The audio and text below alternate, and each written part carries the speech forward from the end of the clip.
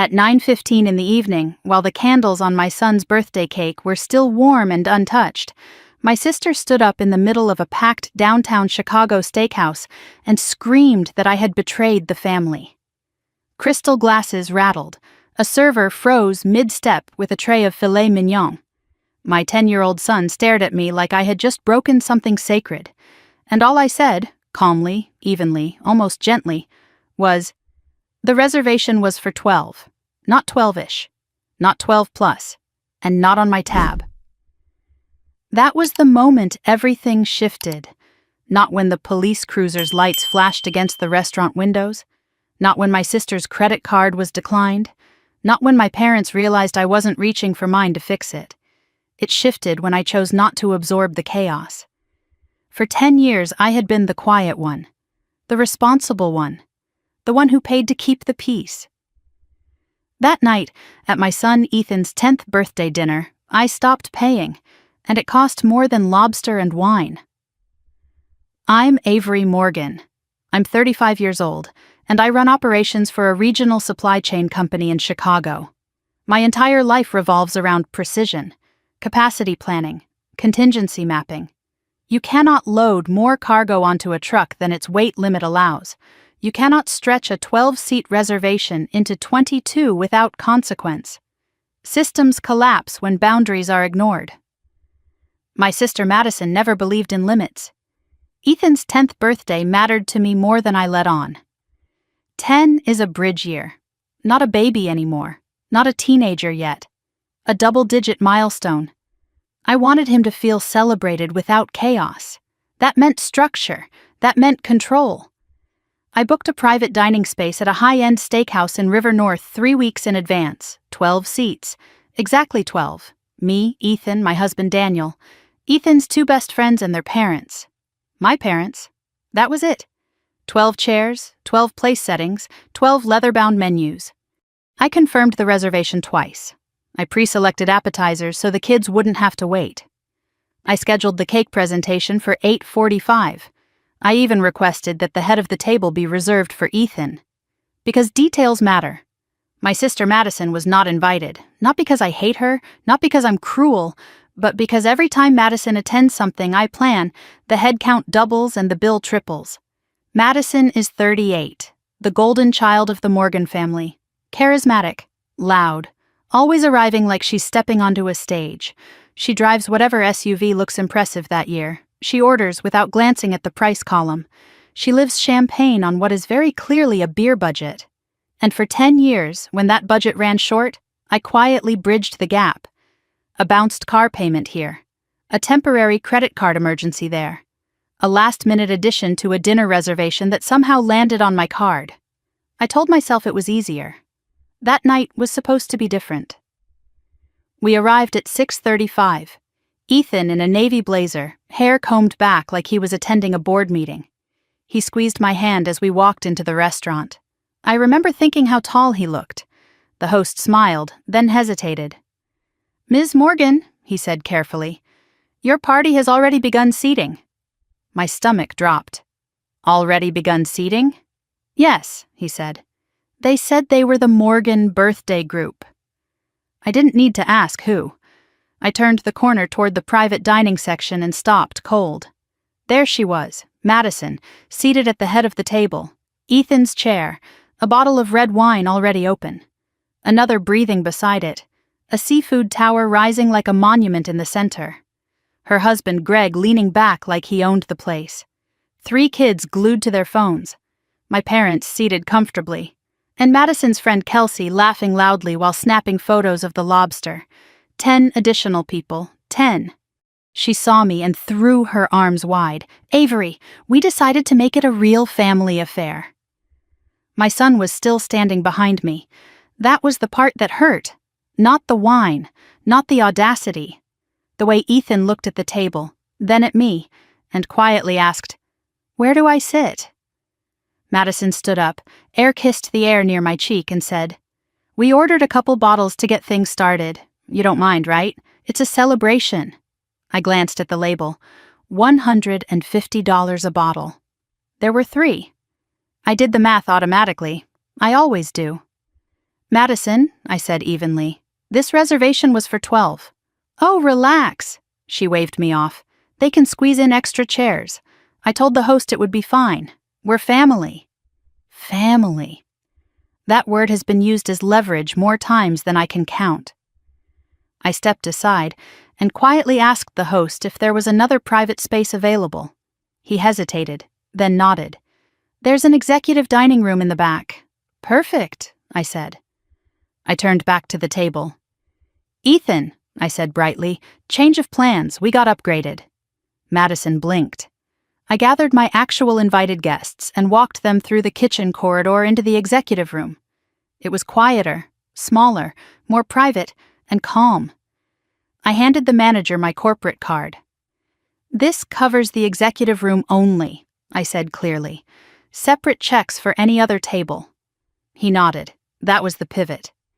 Back in the main dining area, Madison kept ordering. Another bottle of wine, 2 lobster entrees, a tomahawk steak, dessert flights, because she believed I would fix it. At 9:15, the check arrived at her table. $1,247.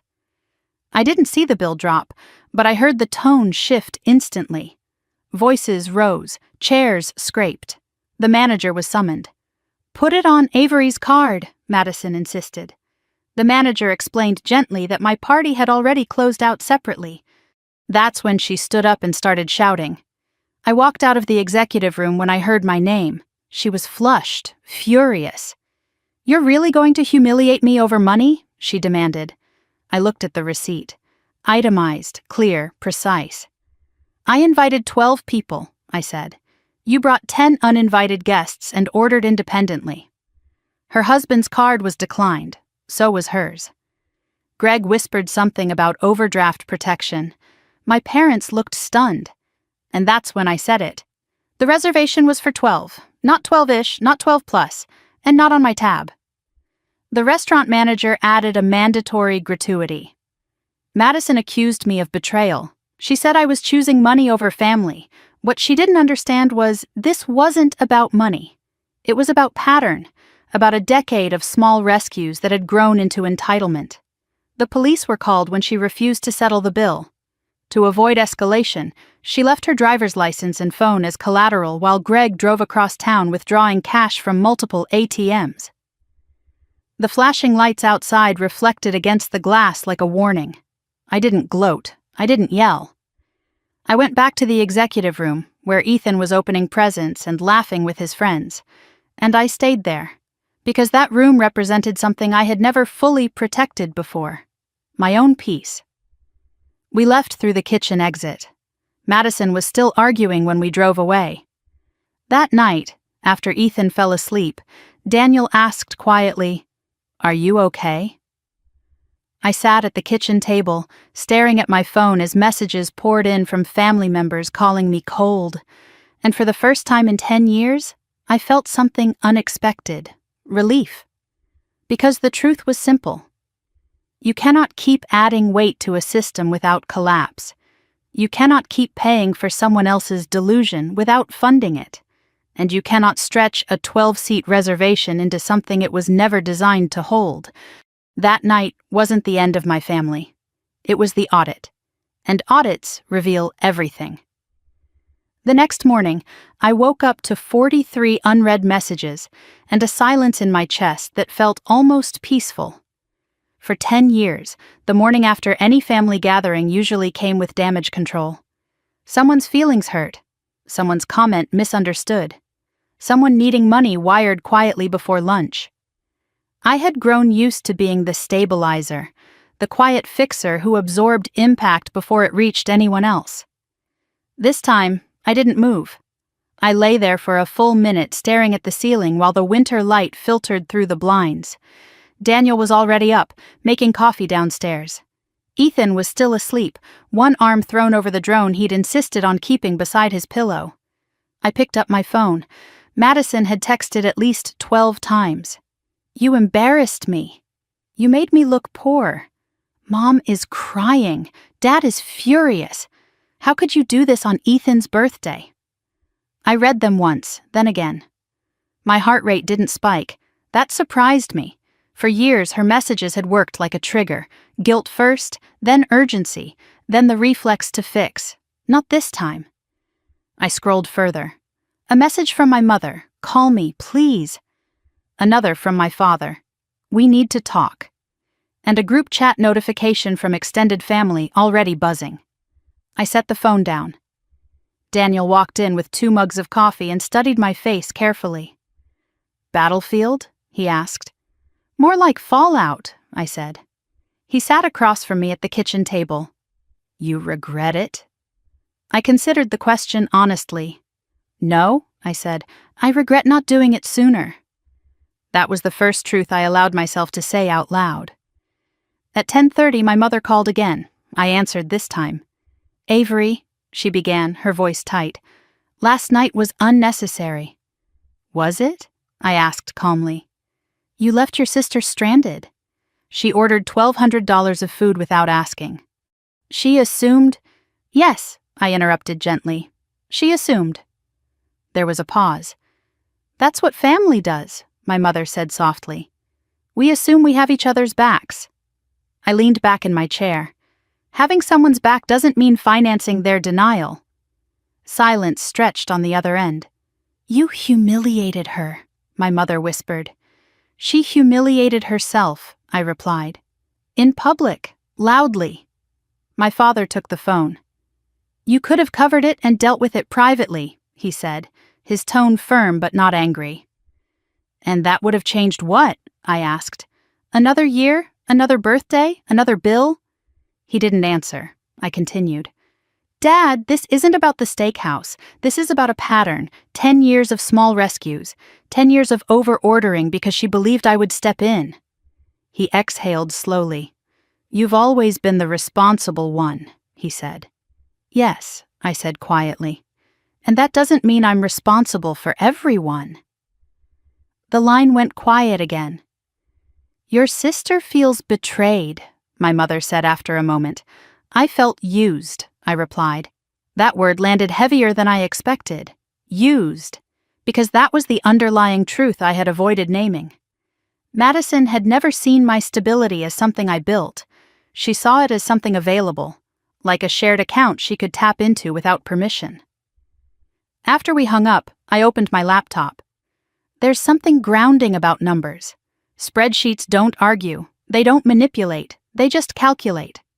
I pulled up Ethan's 529 college savings account. Then I transferred exactly $1,247 into it.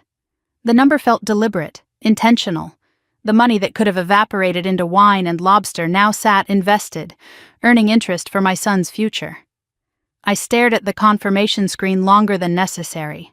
Reallocation, not revenge. By noon, the story had started circulating. A cousin texted me a screenshot of Madison's Facebook post. Family isn't about money, it's about loyalty. Imagine inviting your sister to your nephew's birthday and then abandoning her with the bill to make a point. Some people let success turn their hearts cold, no names mentioned. But everyone knew. I didn't comment. I didn't react. I watched. Within an hour, comments began appearing. Oh my gosh, that's awful. Family shouldn't do that. Money isn't everything. Then one reply from Ethan's friend's mother. There were separate tables, that was it, 4 words. But they changed the tone. Because truth doesn't need volume. Madison deleted that comment within minutes. Then she tagged me directly. Care to explain? I stared at the notification. Daniel leaned over my shoulder. You going to respond? He asked. No, I said. Silence is uncomfortable for people who rely on noise. I wasn't playing that game. Around 3 in the afternoon, I received a private message from Greg. I wasn't expecting that. He rarely contacted me directly. Usually he let Madison handle communication. Hey, just wanted to say things escalated fast last night. I didn't realize how high the total would be. I read it twice. I didn't realize. He had ordered the tomahawk steak, the seafood tower, the extra round of drinks. I typed carefully. You ordered without asking. That's not escalation, that's choice. 3 dots appeared, then disappeared. Finally, We're in a tight spot financially. Didn't want it to go that far. There it was. The crack in the performance. How tight? I asked. Long pause. Cards are maxed. Overdraft fees hit this morning. Mortgage payments due next week. I sat back slowly. For years, Madison's lifestyle had been polished. Designer labels, weekend brunch photos, subtle hints about being comfortable. Now the curtain was lifting. I didn't respond immediately. Instead, I asked a simple question. Why did you assume I would pay? No dots appeared this time. That question lingered unanswered. Around 5 p.m., Madison called. I almost didn't pick up, but I did. You're enjoying this, aren't you? She demanded. Enjoying what? Watching me scramble. Watching everyone talk about it. I'm not watching, I said calmly. I'm at home. You knew we didn't have that kind of money. Then you shouldn't have ordered it. You've always covered before. There it was. Not accusation, expectation. Yes, I said, and that was my mistake. She went quiet. You made me look poor, she said finally. You made yourself look reckless, I replied. She started crying then. Not dramatic sobbing. Real tears. I didn't want Kelsey to think we couldn't afford it, she whispered. The truth slipped out almost accidentally. You ordered wine to impress your friend? I asked softly. I didn't want to look small. I closed my eyes for a second. This wasn't about hunger or celebration. It was about image. Madison, I said carefully, looking wealthy and being stable are not the same thing. You think you're better than me? She snapped suddenly. No, I said. I think I plan better than you. That silenced her. For years, she had confused my calm with judgment. It wasn't superiority, it was structure. You could have just helped me quietly, she said again, circling back. And then what? I asked. Christmas? Next birthday? Another surprise? She didn't answer. Because she knew. After we hung up, Daniel found me standing at the window staring at the Chicago skyline. You okay? He asked. She didn't want to look small, I said. He nodded slowly. That's expensive, he replied. The next morning, I learned their SUV payment had bounced. 3 days later, the leasing company repossessed it. The illusion wasn't just cracked, it was collapsing. My father called again that evening. We didn't know it was this bad, he admitted quietly. Did you ask? I said gently. He didn't respond. For years they had defended her, enabled her, softened consequences before they landed. Now there was nothing to soften. She says you ruined her, my mother said in the background. I let that sit for a moment. Then I answered. I didn't ruin her, I said. I removed myself from the equation. That distinction mattered, because for the first time in a decade, I wasn't absorbing someone else's math. And when you stop absorbing, gravity does the rest. By the end of that week, the story had split into 2 versions. In Madison's version, I had staged a public betrayal. I had invited her, encouraged her to order, and then blindsided her to prove a point about money. In my version, I had enforced a boundary that should have existed 10 years earlier. The uncomfortable truth was that for most of our lives, the family preferred her version. Sunday came, and with it the usual standing invitation to my parents' house for dinner. For years, those Sundays had been predictable. Pot roast, football murmuring from the living room, Madison recounting some dramatic inconvenience that required sympathy or subtle financial assistance. Daniel asked if I wanted to go. Yes, I said. I'm not avoiding my own family. When we arrived, Madison's SUV was gone. The driveway looked strangely empty without it. Instead, Greg's older sedan was parked awkwardly near the curb. Inside, the tension was thick enough to feel. Madison was already there, seated stiffly at the dining table. No designer handbag in sight, no exaggerated entrance.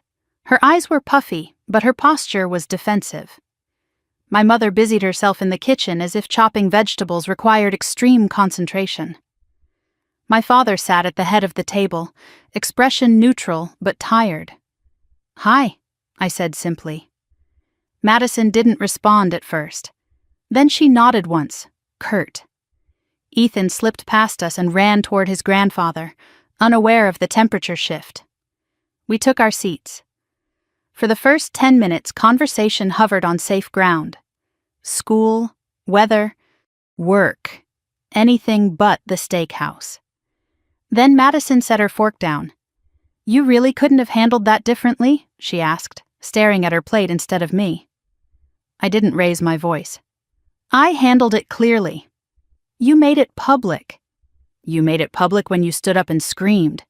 Her jaw tightened. I panicked. "Because the bill existed?" I asked. "Because you embarrassed me." I leaned forward slightly. "Madison, you were embarrassed because the reality didn't match the image." She looked up sharply. "You think I fake my life?" "I think you perform it," I said evenly. The table went silent. My mother finally spoke. She just wanted to be part of Ethan's birthday. "She was welcome to ask," I replied. "She's your sister," my mother insisted. "And I'm her sister," I said, which means she could have picked up the phone instead of showing up with 10 extra people. Greg cleared his throat. "I thought you knew," he said quietly. "Knew what?" I asked. "That we were coming." "I didn't," I replied. He looked genuinely uncomfortable. "She told me it was all set." There it was again, assumption layered on assumption. "Why would I book 12 seats and expect 22? I asked calmly. No one answered. Madison pushed her chair back slightly. "You've always acted like you're better because you manage money," she said. "Like that makes you morally superior." "I don't think I'm superior," I said. "I think I'm disciplined." She laughed bitterly. "You make spreadsheets for fun." "Yes," I said simply. My father rubbed his temples. "Enough," he muttered. But this wasn't enough. Not yet. "For 10 years, I continued, I've covered small things, quietly. I never asked for recognition. I never threw it in your face. But every time I paid, the assumption grew." "I never asked you to," Madison snapped. "No," I agreed. "You just expected me to." That hit. Greg looked down. My mother exhaled shakily. "She's under pressure," she said. "The mortgage, the kids, and I'm not?" I asked gently. "I have a mortgage. I have a child. I just don't hide it behind wine labels." Madison stood up abruptly. "You think I'm irresponsible. I think you're overwhelmed and pretending you're not." Her eyes flashed. "Don't psychoanalyze me." "I'm not," I said. "I'm stating facts." Silence again. My father finally spoke, voice lower than usual. "How bad is it?" he asked Greg. Greg hesitated, then answered. "About 60,000 in credit cards." My mother gasped. Madison shot him a furious look. "Why would you say that?" "Because it's true," he said quietly. The room shifted. Numbers have weight when spoken out loud. 60,000, my father repeated. Madison crossed her arms. "It's temporary." "It's not temporary if minimum payments are all you're making," I said before I could stop myself. She glared at me. "You don't get to lecture." "I'm not lecturing," I said. "I'm explaining why I didn't pay." My mother sank into a chair. "We didn't know," she whispered.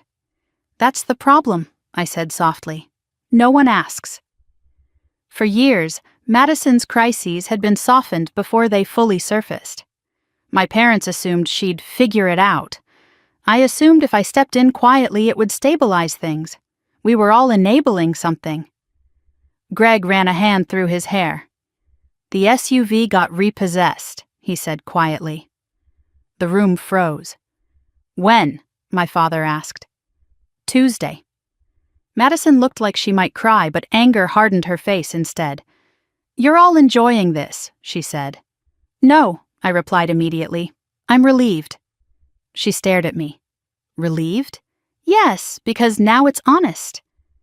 That word hung there. Honest. No more curated Instagram posts. No more staged brunches. No more pretending overdraft notices didn't exist. Honesty is uncomfortable, but it's stable. My father leaned back slowly. "We tried to help," he said to Madison. "You didn't help," she shot back. "You spoiled." He flinched slightly. "That's not fair," my mother whispered. "It is," I said gently. "Rescuing isn't the same as helping." Madison sank back into her chair. "You think this is some grand lesson?" she asked me. "No," I said. "It's a reset."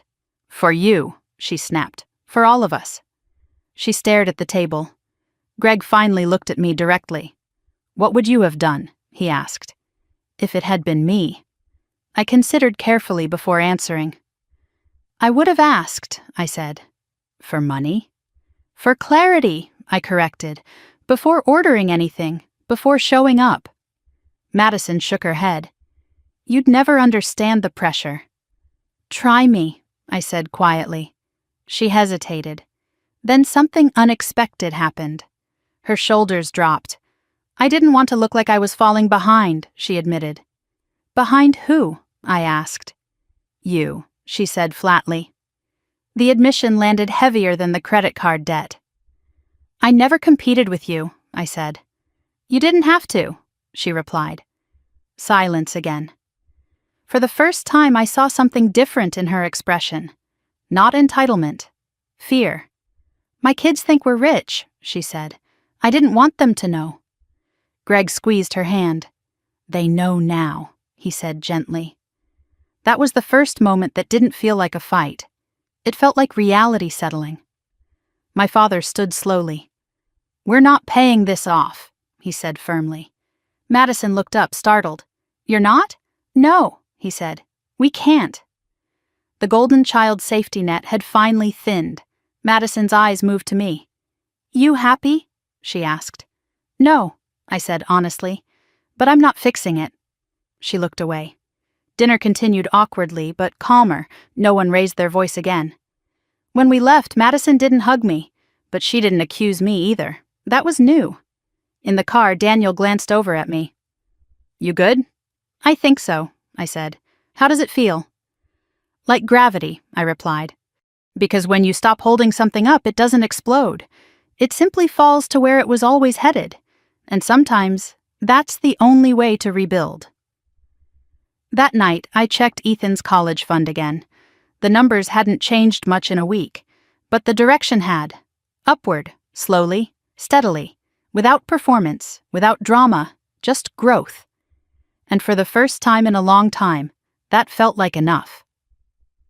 Monday morning felt sharper than usual, not because of the emails stacked in my inbox or the weekly operations review waiting on my calendar.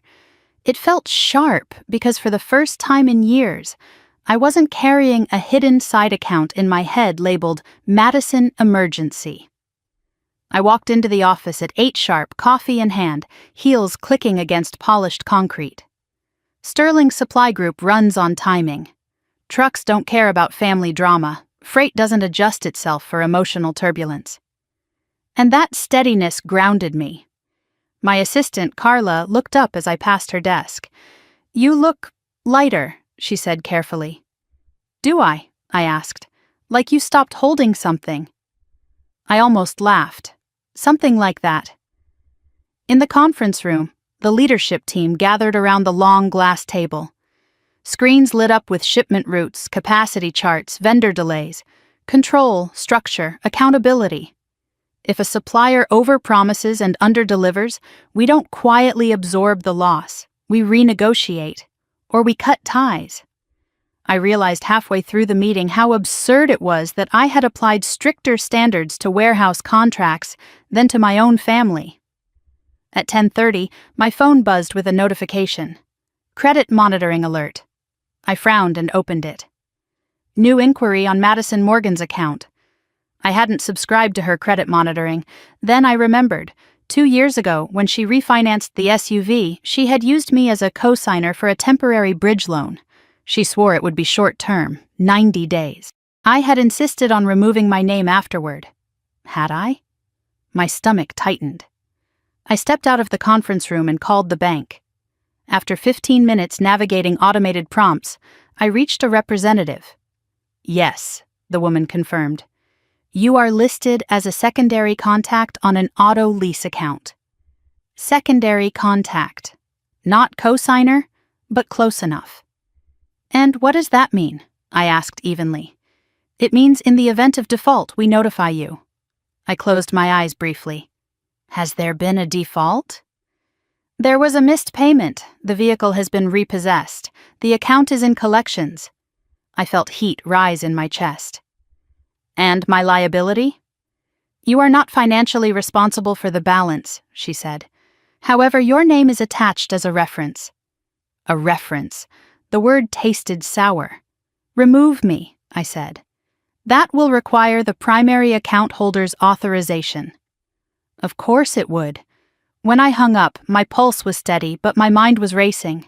10 years of small rescues. 10 years of blurred lines. Had I ever fully separated?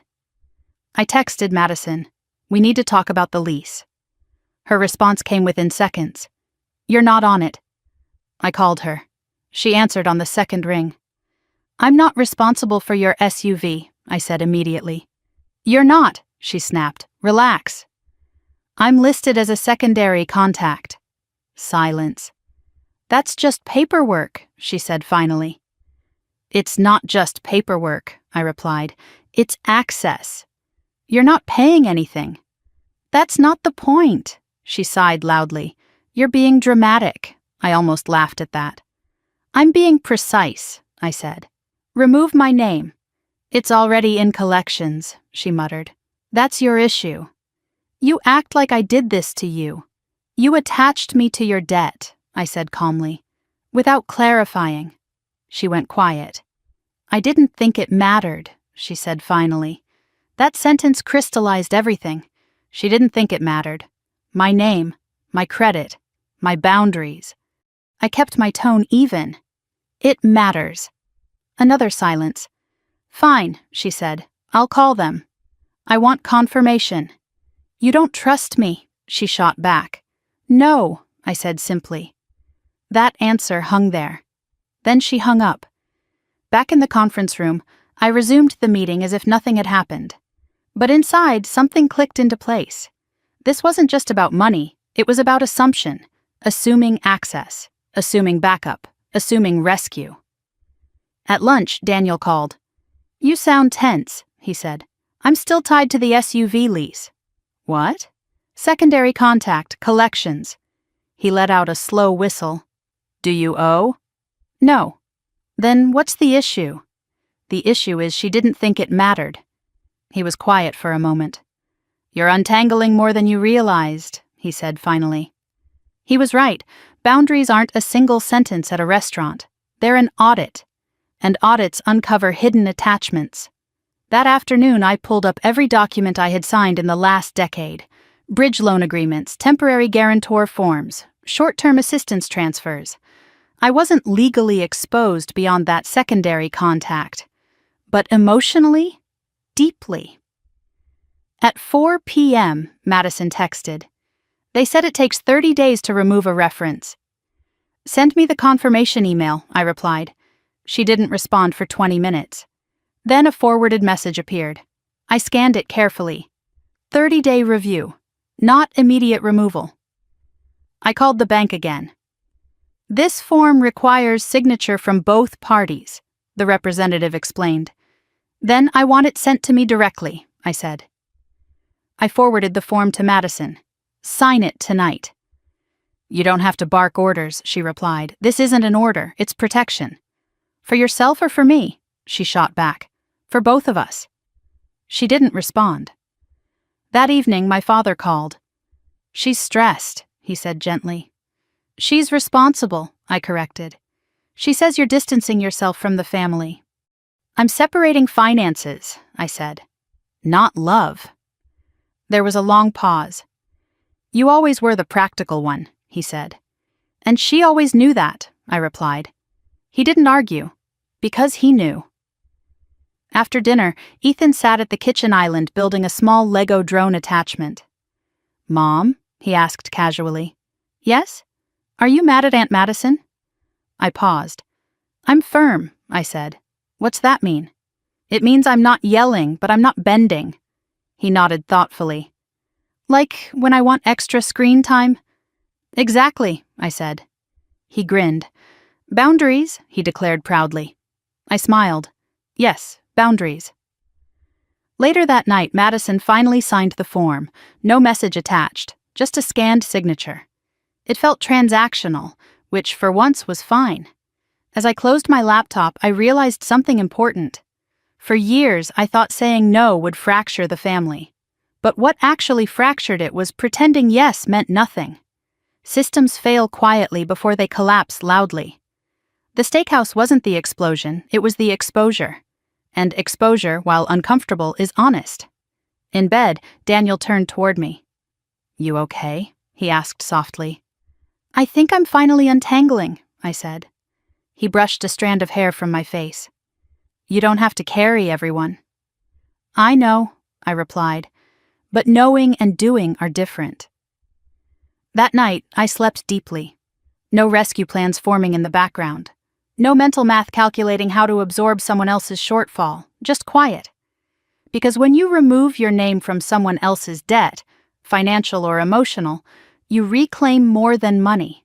You reclaim space. And space, I was learning, is where peace begins. The first flying monkey arrived on Tuesday afternoon. Her name was Aunt Lorraine, and she had perfected the art of emotional diplomacy long before I was old enough to recognize it. She called at 3:14 p.m., right as I was reviewing freight projections for the next quarter. Avery, sweetheart, she began in a tone soaked with concern. What on earth happened at that restaurant? I muted my laptop microphone and leaned back in my chair. Which version did you hear? I asked calmly. The one where you left your sister with a bill she couldn't pay, Lorraine replied. In front of police. She ordered food she couldn't afford, I said. That's the version that matters. Lorraine sighed dramatically. She said you invited her. I didn't. She said you knew she was coming. I didn't. She said you encouraged her to order. I almost laughed. I was in a separate dining room. Silence. Well, Lorraine said carefully, family doesn't keep score like that. I'm not keeping score, I replied. I'm keeping boundaries. There was a faint clicking sound as she adjusted her phone. You've always been strong-willed, she said. And she's always been shielded, I answered. Lorraine didn't like that. She's struggling. I know. Then why not help her quietly? Because quietly became permanently, I thought. Instead, I said, because helping without change isn't help. She inhaled sharply. You're sounding very cold. No, I said. I'm sounding very clear. The conversation ended with polite tension. That was the first wave. The second came through text messages from cousins I hadn't spoken to in months. Is it true you made Madison cry in front of the kids? Kids cry when reality hits, I replied. You've changed, one wrote. No, I typed back. I stopped compensating. The narrative was spreading, but something interesting was happening alongside it. Not everyone agreed with Madison. One cousin messaged privately. Honestly, she always orders like someone else is paying. Another wrote, I've covered her tab before too. Patterns are invisible until someone refuses to participate.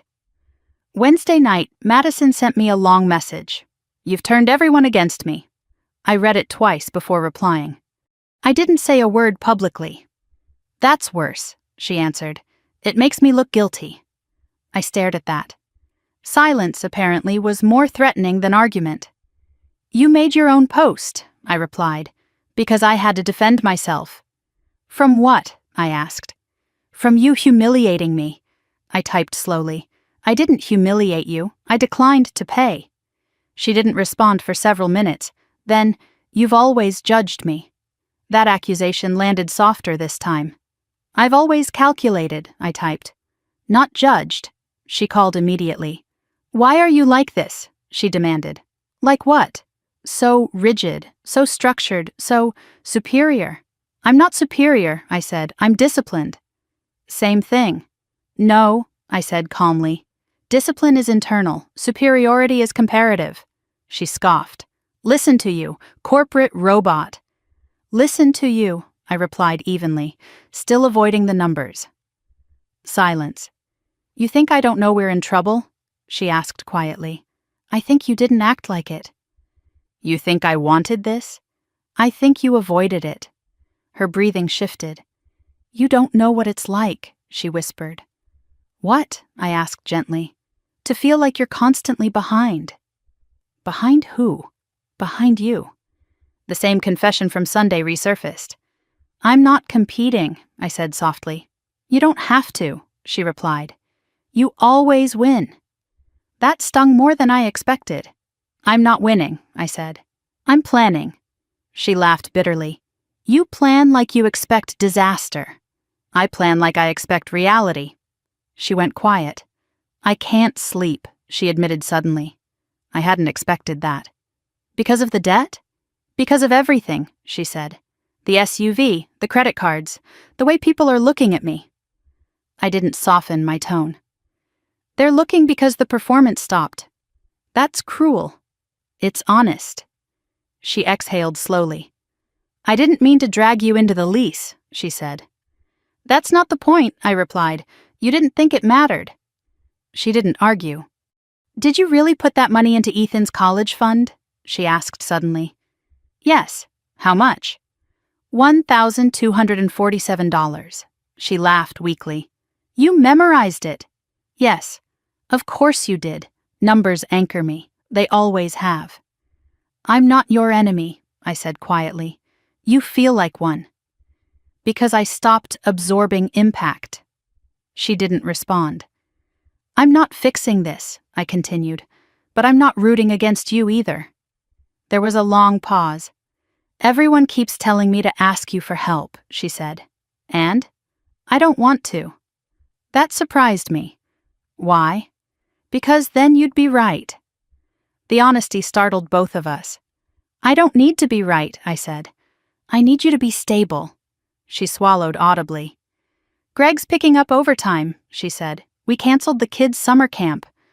Those were real consequences. Have you called a debt counselor? I asked. No. Why not? Because that makes it official. It already is, I said gently.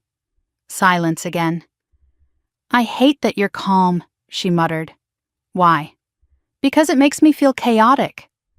That was the most truthful thing she had said all week. Calm isn't superiority, I said. It's preparation. She didn't reply. Thursday morning, my mother texted. She hasn't eaten much. Guilt tried to creep in, but I shut it down. Has she met with a financial advisor? I replied.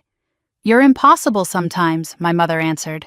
No, I typed. I'm consistent. Friday afternoon, an email notification popped up. From the bank. Reference removal approved. 30 days had shrunk to 5. I forwarded the confirmation to Madison. No comment attached. She responded an hour later. Got it, that was all. Short, clean. No accusation, no sarcasm. Saturday came quietly. No dramatic phone calls, no social media posts. The storm had moved from public spectacle to private reckoning. That evening, Daniel and I sat on the couch after Ethan went to bed. You're holding steady, he observed. I have to, I said. For her? For me, he nodded. You don't sound angry anymore. I'm not, I admitted. What are you? Tired of pretending. He leaned his head back against the cushion.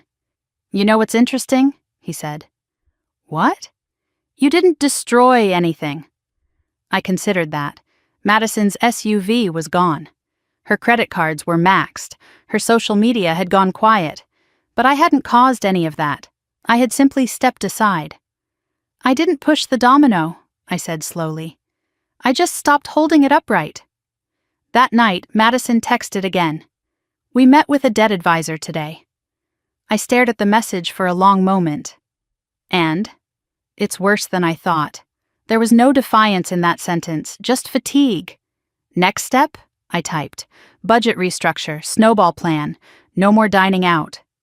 I almost smiled. That sounded familiar. You can do that, I wrote. It's going to take years, she replied. Stability does, I said. 3 dots appeared. Then, I hate that you're right. I didn't respond, because being right was never the goal. Being finished with quiet rescue was. When I turned off the lights and climbed into bed, the house felt balanced. Not because everything was fixed, but because for the first time I wasn't holding anyone else's financial gravity in my hands. And when you let go of weight that was never yours to carry, your spine straightens. Not in arrogance, in relief. Thanksgiving arrived earlier than I expected. Not on the calendar, but emotionally. For years my parents had hosted. Madison arrived fashionably late with an expensive bottle of wine she never paid for. I brought the side dishes and quietly handled whatever gap appeared between expectation and reality. This year, I offered to host. Not as a power move, not as revenge, but because I wanted the environment controlled, predictable, structured. My mother hesitated when I suggested it. "Are you sure that's a good idea?" she asked. "Yes," I said simply. "What about your sister?" "She's invited," I replied, "under the same rules as everyone else." There it was again, rules. That word used to irritate Madison. It used to sound accusatory. Now it sounded necessary. 2 days before Thanksgiving, Madison called. "We're coming," she said. "I assumed you were," I replied. Her tone was cautious. "What's the plan?" "Dinner at 2. Bring a side if you'd like." "Just a side?" "Yes.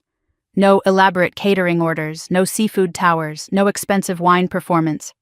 Silence. "Okay," she said. No sarcasm, no edge, just okay. That alone told me things were shifting. Thanksgiving morning, I woke before sunrise. Chicago was cold and gray outside the windows. The house quiet. I moved through the kitchen methodically, turkey prepped, potatoes simmering, cranberry sauce chilling. Daniel handled the folding tables in the dining room. Ethan helped arrange place cards, carefully writing names in block letters. "How many seats?" he asked. 12, I said without hesitation. He smiled faintly. "Exactly?" "Exactly." He nodded. At 1:45, the first car pulled into the driveway. My father carried a pie. My mother brought flowers.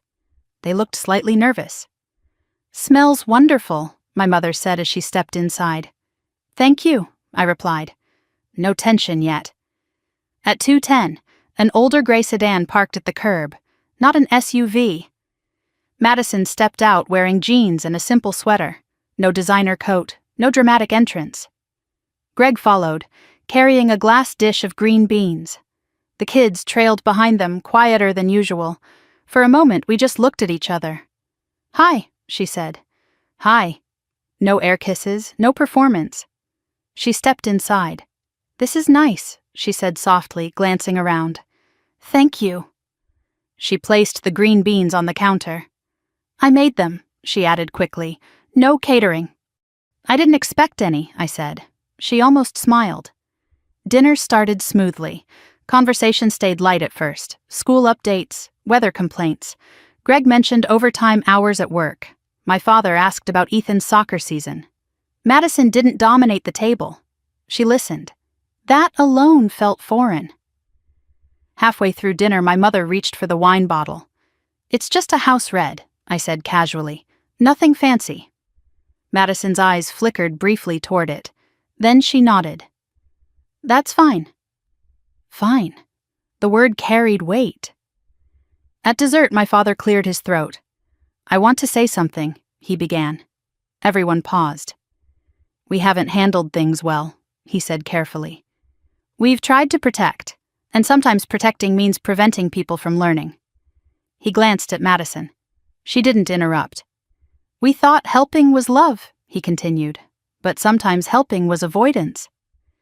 My mother wiped at her eyes quietly. Madison looked down at her plate. I didn't speak. This wasn't my apology to deliver. Greg squeezed Madison's hand gently. "We're working on it," he said. "Debt plan, budget, no new credit." My father nodded slowly. "That's good." Madison finally looked at me. "I signed up for financial counseling. she said. I know, I replied. How? You told me. She nodded once. I didn't want to, she admitted. It felt humiliating. And now? It feels structured. That word again. Structured. I met her gaze. Structure isn't punishment, I said. It's protection. She held my eyes for a second longer than usual, then looked away. Later, as dishes were being cleared, Madison approached me in the kitchen, alone. You didn't gloat, she said quietly. I had nothing to gloat about. You could have. No, I said. That wouldn't help. She leaned against the counter. I hated you that night, she admitted. I figured. I thought you wanted me to fail. I shook my head. I wanted you to stop pretending, she swallowed. Same difference. It's not, I said gently. There was a long pause. You really moved that money to Ethan's college fund? She asked again. Yes. Greg said that was smart. It was deliberate. She nodded slowly. I would have spent it, she said. I know. There was no accusation in that, just acknowledgement. I'm tired, she whispered suddenly. Of what? Performing. That word again. Performance. I didn't soften my voice. Then stop. She laughed weakly. You make it sound easy. It's not easy, I said. It's simple. She looked confused. Simple and easy aren't the same. She considered that. You think I can fix this? She asked. Yes. Why? Because now it's visible. She stared at the counter. You don't sound angry anymore, she said. I'm not. What are you? Clear. She nodded slowly. I don't know how to be like that. You don't have to be like me, I said. You have to be consistent. Her phone buzzed in her hand. She glanced at it and sighed. What? I asked. Credit card alert, she muttered. Interest posted. I didn't flinch. Call the counselor, I said. She nodded. Later, as everyone gathered coats, Madison lingered by the door. This was different, she said. Yes. In a good way? Yes. She hesitated. I'm not apologizing, she said. I'm not asking you to. She looked relieved and irritated at the same time. I'm trying, she added. That's enough. She studied my face. You're not rescuing me, she said. No. And you're not cutting me off. No. What is that? Boundary, I said. She exhaled slowly. That word again. Yes. She stepped out into the cold evening air. Greg nodded at me as he passed. Thanks for hosting, he said. You're welcome. After the door closed, Daniel wrapped an arm around my shoulders. That went better than expected, he murmured. Yes, I agreed. Not perfect, but honest. Ethan wandered into the kitchen. Aunt Madison was quiet, he observed. Yes. Is that good? Sometimes, I said. He nodded thoughtfully. Boundaries? He declared again. I smiled. Yes, boundaries. Later that night, after the house was quiet and the leftovers packed away, I sat alone at the kitchen table. No raised voices, no emergency transfers, no flashing police lights, just stillness. The steakhouse had been loud, public, explosive. This was quiet, private, stabilizing. I realized something then. Revenge is loud, correction is quiet. And what happened at that steakhouse wasn't revenge. It was correction, the first visible one. Thanksgiving ended without drama, without a scene, without a bill landing like a bomb. And for the first time in years, family dinner didn't feel like a negotiation. It felt like gravity had finally settled where it belonged. The real test didn't come at Thanksgiving. It came 3 weeks later, in a parking lot outside a discount furniture warehouse on the edge of the city. I wasn't planning to be there. I had just finished a vendor audit across town and decided to cut through an industrial side road to avoid traffic. The lot was half full, rows of mismatched couches and scratched dining tables visible through dusty windows. And there she was. Madison stood beside the gray sedan, Trunk open, arguing softly with Greg, while a store employee hovered nearby with a dolly. I almost kept driving. Almost. But something made me slow down. Not curiosity, not superiority, just recognition. This wasn't the steakhouse version of my sister. No heels, no leather bag, no air of performance. She was wearing sneakers and a worn coat, holding a tape measure in one hand. I parked a few spaces away. For a moment, I sat inside my car, debating. Then I stepped out. She saw me almost immediately. The flicker in her eyes wasn't anger this time, it was embarrassment. "Hey," I said simply. "Hey," she replied. Greg nodded politely. "What are you doing here?" she asked. "Shortcut," I said. "You?" She gestured toward the warehouse. "Dining table." I glanced inside. Mismatched inventory. Discount tags taped crookedly to wood that had seen better days. "Our old one was leased," she added quickly. "Turns out that wasn't a great idea." I didn't react. Leased furniture. Of course it was. "Return policy?" I asked. 30 days, she said. "Cash only." That sentence told me more about her current reality than any Facebook post ever had. The store employee cleared his throat. "You want the oak one or the laminate?" he asked. Madison looked at Greg. Greg looked at the price tags. Laminate was half the cost. Oak looked better. She hesitated. That hesitation used to be followed by a glance in my direction, a silent calculation of whether I'd absorb the difference. This time, she didn't look at me. "Laminate," she said. Greg nodded. The employee wheeled it toward the register. I leaned against my car casually. "How's the plan going?" I asked. She exhaled slowly. "Budget's brutal." "Specific?"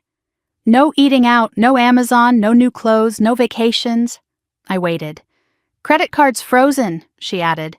"Greg cut them up." That surprised me. "You let him?" I asked. She gave a faint half-smile. "I asked him to." Progress doesn't announce itself loudly. It shows up in small, uncomfortable decisions. The employee returned with paperwork. "Total is $286, he said. Madison pulled out a debit card. I watched carefully. No glance at me. No subtle expectation. The card processed. Approved. She exhaled. Not dramatic. Just steady. "That felt different," she said quietly once the employee walked away. "What did?" I asked, paying without wondering if it would bounce. I nodded. "That's stability." She studied the laminate table being loaded into the trunk. "It's not glamorous," she muttered. "It's yours," I said. She didn't argue. Greg secured the trunk and looked at me. "Thanks for not making it weird," he said. "I'm not here to supervise," I replied. Madison shot him a look. "She thinks you are," he teased gently. She rolled her eyes but didn't deny it. "Old habits," she admitted. We stood there awkwardly for a moment. "You going to tell Mom you saw me here?" she asked suddenly. "No." "Why not?" "It's not a secret." She nodded slowly. "I used to hate that you always seemed calm," she said. "You've said that before." "I thought it meant you didn't feel anything." "That's not what calm is," I replied. "What is it?" "Preparation." She considered that. "I never prepared," she said. "I know. And you never stopped me." That one landed. "I thought you'd learn on your own," I admitted. She snorted softly. "Clearly not." We both glanced at the trunk again. "Laminate won't last forever," she said. "It doesn't have to," I replied. She looked at me. "Are you always this steady?" "No," I said honestly. "I just don't show the wobble." That surprised her. "You wobble?" "Yes." "When?"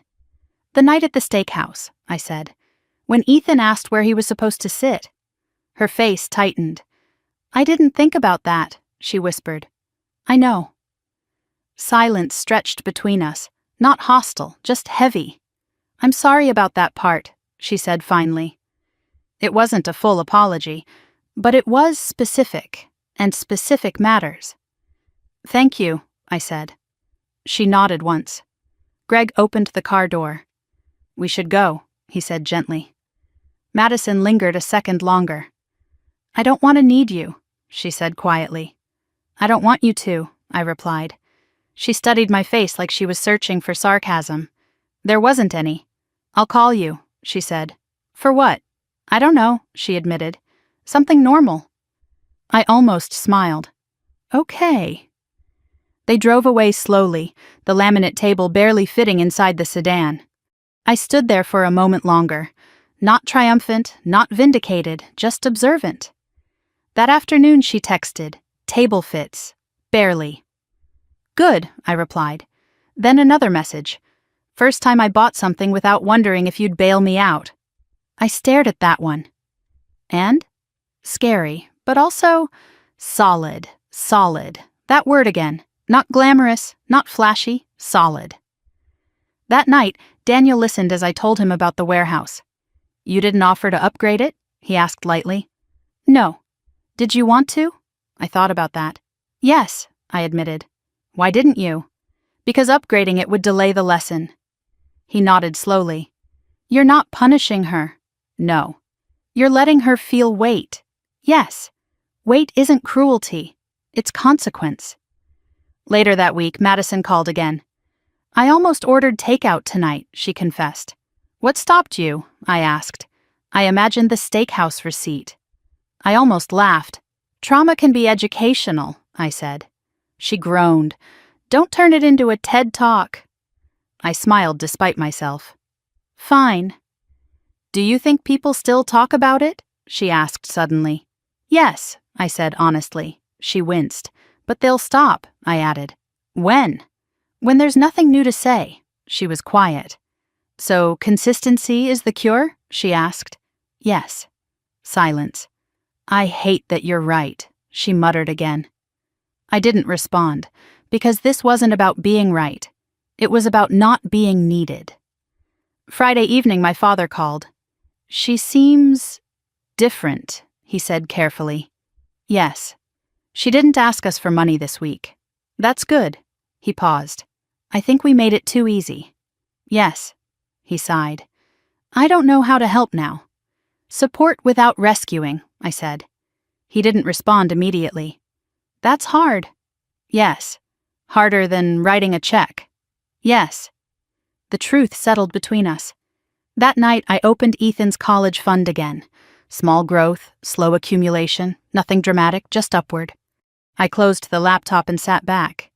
At the warehouse parking lot, I hadn't felt powerful. I had felt detached. And that detachment wasn't cruelty. It was separation. When you stop carrying someone else's financial gravity, you notice how much energy you regain. Energy for your child, for your marriage, for yourself. The laminate table probably wasn't impressive, but it was paid for, in full, without me. And that mattered more than oak ever would. The rumor didn't die quietly. It resurfaced in the most inconvenient place possible, Ethan's school fundraiser gala in early spring. The event was held in the gymnasium, decorated with white string lights and silent auction tables arranged in neat rows. Parents in semi-formal attire mingled with paper wine cups and bidding sheets clipped to clipboards. I almost didn't attend. But Ethan had worked on a robotics project that was being displayed near the stage, and I wasn't going to miss that. Daniel walked beside me as we entered. You good? He asked quietly. Always, I said. That wasn't entirely true. The moment we stepped inside, I felt eyes flick toward us. Recognition. Whispers. Not malicious exactly, just curious. The steakhouse story had traveled further than I anticipated. I kept my posture steady. Control is contagious. As we approached Ethan's display table, I saw Madison standing at the check-in desk. Volunteering. She was wearing a simple black cardigan and jeans, hair pulled back. No dramatic jewelry, no oversized bag. She saw me. There was a flicker, an old instinct to perform, but it faded quickly. Hi, she said. Hi. You look official, she added, glancing at my blazer. It's a fundraiser. She gave a small nod. Right. A woman standing beside her turned and smiled at me. You're Avery, right? She asked. Yes. I heard about that birthday dinner, she said lightly. Separate checks, right? The word landed softly but clearly. Separate checks. Madison's shoulders tensed. The room seemed to tilt for a second. I didn't flinch. Yes, I said calmly. Separate checks. The woman laughed awkwardly. Well, bold move. Necessary, I replied. She nodded and drifted away. Madison kept her eyes on the sign-in sheet. I'm sorry, she muttered. For what? For that. You didn't say it. She exhaled slowly. I know. A father from Ethan's soccer team approached. Hey, Avery, he said. Your son's project is impressive. Thank you. He hesitated. Look, I don't know what happened with your sister, but I respect what you did. Madison heard that. Her hand paused mid-signature. Respect? She echoed quietly once he walked away. Yes, she swallowed. I thought everyone thought you were cruel. Some probably do, I said. And that doesn't bother you? It used to. She finally looked at me directly. What changed? I stopped trying to control the narrative. That unsettled her more than I expected. Across the room, Ethan was explaining his robotics project with animated excitement. I watched him gesture toward wires and motors, completely unaware of adult reputations hovering nearby. That's what matters, I said softly. Madison followed my gaze. He looks confident, she observed. He is. You didn't shield him from what happened? No. Why? Because shielding teaches fragility. She frowned slightly. I thought protection was good. It is, I said. But overprotection builds illusion. Her jaw tightened subtly. She understood that better now. Halfway through the evening, the school principal approached the microphone to thank volunteers. And a special thanks to Madison Morgan for coordinating check-in tonight, he said. Applause rippled politely. Madison blinked in surprise. She hadn't expected public acknowledgement. It wasn't glamorous, but it was earned. I clapped. She glanced at me again, confused by the lack of sarcasm. Later, while browsing silent auction items, a woman leaned toward me. She handled that dinner situation badly, she whispered conspiratorially. I heard she tried to make you pay. Yes, I said evenly. I can't imagine doing that to my sister. People do strange things under pressure, I replied. The woman nodded. Well, you stood your ground. Good for you. She walked away. Madison was watching from across the table. She approached cautiously. They think I'm irresponsible, she said. Some do. And you're fine with that? I'm fine with accuracy. She let out a short breath. That's brutal. No, I said. It's stable. She folded her arms loosely. I'm not used to people not defending me. I'm not attacking you. That's worse, she said quietly. I studied her for a moment. You want me to contradict them? I don't know, she admitted. Then figure out why. She looked genuinely puzzled. I thought you'd enjoy this. Enjoy what? Being right, I shook my head. This isn't about right. It's about pattern. She glanced at Ethan again. He doesn't look embarrassed, she said. He's not. Why? Because he saw consistency. That word again. Consistency. It's boring. It's repetitive. It's powerful. A group of parents gathered near the dessert table. One of them called out lightly, Hey, Avery, no surprise guests tonight, right? Laughter. Soft. Not cruel. Just referencing the story. Madison stiffened again. I raised an eyebrow slightly. 12 seats, I said calmly. Always. More laughter. The joke passed. It didn't linger. That was the moment I realized something important. The story had become anecdote, not scandal, and anecdotes fade when there's no new chaos to fuel them. After the fundraiser wrapped, Madison lingered near the exit. Do you think this will follow me forever? She asked. No. When does it stop? When there's a longer record of stability than instability. She processed that slowly. So I just keep showing up? Yes. And don't order lobster? I almost smiled. Especially don't order lobster. She huffed a faint laugh. I really thought you'd cave that night, she admitted. I know. You always did. Yes, she hesitated. Why didn't you this time? I thought about Ethan's face again, because he deserved better. Because I needed him to see me not bend, I said finally. She nodded once. That makes sense. We walked toward the parking lot together. Not side by side exactly, but not opposed. People think I lost that night, she said suddenly. You did, I replied gently. She stopped walking. That's honest. Yes. And you think that's good? Yes. She stared at the asphalt for a moment. I've never lost publicly before, she admitted. That's why it mattered. She absorbed that. Do you ever feel like you're constantly bracing? She asked. Yes. For what? For other people's impact. And you're not now? No. She looked at me with something like envy. That must feel light. It feels quiet, I corrected. Greg pulled the sedan around. She opened the door, then paused. I didn't correct them, she said quietly. Who? The parents. About what? The story. I waited. I just said I learned a lot that night. I nodded. That's accurate. She closed the door and drove away. In the car, Daniel glanced at me. That went better than I expected, he said. Yes. She didn't explode. No. She didn't deflect. No. He smiled faintly. That's growth. Yes. Later that evening, I sat at the kitchen island while Ethan finished homework. Mom? He asked. Yes? Why do people keep mentioning my birthday? I didn't sugarcoat it. Because it was loud. Was it bad? It was uncomfortable. Are you mad about it? No. Is Aunt Madison? She was. And now? She's learning. He nodded thoughtfully. Like when I forget homework and have to fix it myself? Exactly, he smiled. Boundaries, he said again. Yes. That word no longer felt defensive. It felt foundational.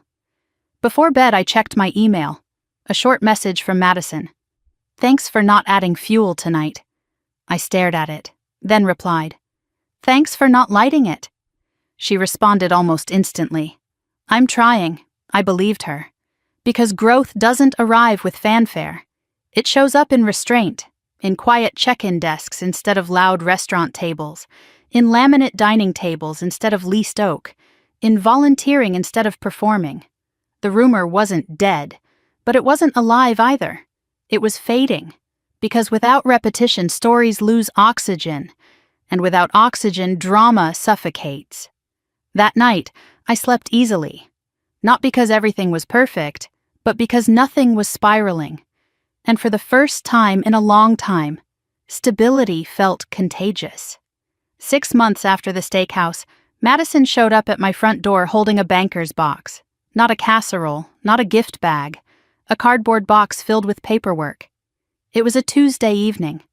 I had just finished cleaning up after dinner when the doorbell rang. Ethan was upstairs finishing a math worksheet. Daniel was in the living room, half watching a news segment about rising interest rates. I opened the door. She looked different again, not defeated, focused. Can I come in? She asked. I stepped aside. She carried the box to the kitchen island and set it down like it weighed more than paper. What's that? I asked. My life, she said flatly. I didn't laugh. She opened the lid. Credit card statements, bank printouts, budget worksheets, a yellow legal pad filled with handwritten calculations. You said consistency cures reputation, she began, but numbers cure denial. I leaned against the counter. Okay, I need you to look at this, she said. That sounds like supervision. It's accountability, she corrected. I studied her face. No sarcasm, no manipulation, just determination. Daniel stepped into the kitchen quietly and gave me a questioning look. I nodded once. He stayed, leaning against the doorway. Madison spread out the statements in organized stacks. 6 credit cards, she said. All frozen. 2 are now under hardship programs. 1 we settled. You settled? I asked. Yes. For how much? 40%. I blinked. Greg negotiated, she added. Turns out collection agencies don't like drawn-out court costs. That surprised me. You hired an attorney? No, she said. We Googled. I almost smiled. Snowball plan? I asked. Yes. Emergency fund? 500 so far. That wasn't much, but it was something. She flipped open the legal pad. Monthly income after overtime, she said. Subtract mortgage, utilities, food, gas, debt payments, there's no margin. Then cut deeper, I said. She bristled slightly. We already cut everything. Then increase income. She stared at me. Like what? What skills do you have? I used to do event marketing. Use it, she hesitated. Freelance? Yes. She looked overwhelmed. I'm already tired. I know. Silence. I didn't come here for criticism, she said quietly. I'm not criticizing, I replied. I'm diagnosing. She exhaled slowly. You really do treat everything like logistics. Yes. And that works for you. Yes. She rubbed her forehead. I don't know how to think like that. You don't have to think like me, I said. You just have to stop thinking like you did. That stung. I saw it. But she didn't shut down. Instead, she nodded once. Okay. Daniel stepped forward slightly. You want coffee? He asked her. She blinked, surprised. Sure. He poured 3 cups. She took hers carefully. I've never sat at this counter without something blowing up, she said quietly. That's new, I replied. She flipped to another page. I tracked every dollar for 3 months, she said. Every coffee, every subscription, every fee. And? It was humiliating. Yes, I said, but it was clear. Clarity again. She pointed to a highlighted section. Dining out was insane. I didn't comment. Wine alone, she added, shaking her head. Silence settled. Then she looked up at me. I don't want to live like that anymore. That was different from I don't want to look like that. It was internal, not external. What do you want? I asked. Stability, she said immediately. The word came without hesitation. Then act like someone who values it, I replied. She stared at the stack of papers. I used to measure my life by appearance, she said slowly. Now I measure it by balances. That's progress, she swallowed. I used to resent you, she said. I know. I thought you were judging me. I wasn't. I know that now. We sat in silence for a moment. Then she asked something unexpected. Did you ever feel tempted to bail me out? Yes, I said honestly. When? That night at the restaurant, when the police showed up. She winced. God. I almost reached for my card, I admitted. Why didn't you? Because Ethan was watching. She closed her eyes briefly. I hate that that's what made it stick. It wasn't just him, I said. It was me. She studied me carefully. You look calmer, she observed. I am. Because I'm not draining you? Yes, she nodded. That's fair. Greg texted her. She glanced at the screen. Kids are doing homework, she said. We told them the truth. About what? The debt. I raised an eyebrow. How'd that go? Awkward, she said, but they didn't panic. Kids handle reality better than adults, I replied. She gave a faint smile. Apparently. She closed the banker's box halfway. Mom asked if you're still mad, she said. I'm not mad. What are you? Resolved. She considered that. Is that permanent? Yes. She nodded slowly. That's scary. Only if you plan to cross it again. She didn't argue. Instead, she asked something I didn't expect. Do you think we'll ever be close? The question felt fragile. Close doesn't mean merged, I said carefully. What does it mean? Honest. She absorbed that. We've never really been honest, she admitted. No. Why? Because honesty is uncomfortable. She nodded once. I'm uncomfortable now, she said. Good. She rolled her eyes slightly. Of course you'd say that. I smiled faintly. It means you're not performing. She looked around the kitchen. Your house feels steady, she said quietly. It is. Mine feels like triage. Triage becomes routine, I replied. She took a long sip of coffee. I don't want to compete with you anymore, she said. You never had to. I know that now. Silence settled again. She closed the banker's box fully this time. I didn't come for money, she said. I know. I came because I didn't want to hide. That mattered more than she realized. You don't have to hide, I said. She nodded. Thank you. It wasn't dramatic. It wasn't theatrical. It was measured. As she stood to leave, she hesitated at the door. You're not my safety net anymore, she said. No. But you're not my enemy. No. She gave a small nod. That's better. After she left, Daniel exhaled slowly. That was different, he said. Yes. She didn't try to manipulate. No. She asked for accountability. Yes. He smiled faintly. That's growth. I walked back to the kitchen island and touched the edge where the banker's box had rested. For years, our conversations had revolved around crisis. Now they revolved around calculation, not glamorous, not loud, just structural. Later that night, I checked Ethan's college fund again. The number had grown slightly. Compound interest doesn't shout. It accumulates. Like discipline, like stability, like boundaries. My phone buzzed. A text from Madison. Signed up for a freelance event contract. Small one, but paid up front. I stared at the message. That's good, I replied. She sent another. It's not champagne. I smiled. Beer budget, I typed. She responded with a simple, solid. I set the phone down and turned off the kitchen lights.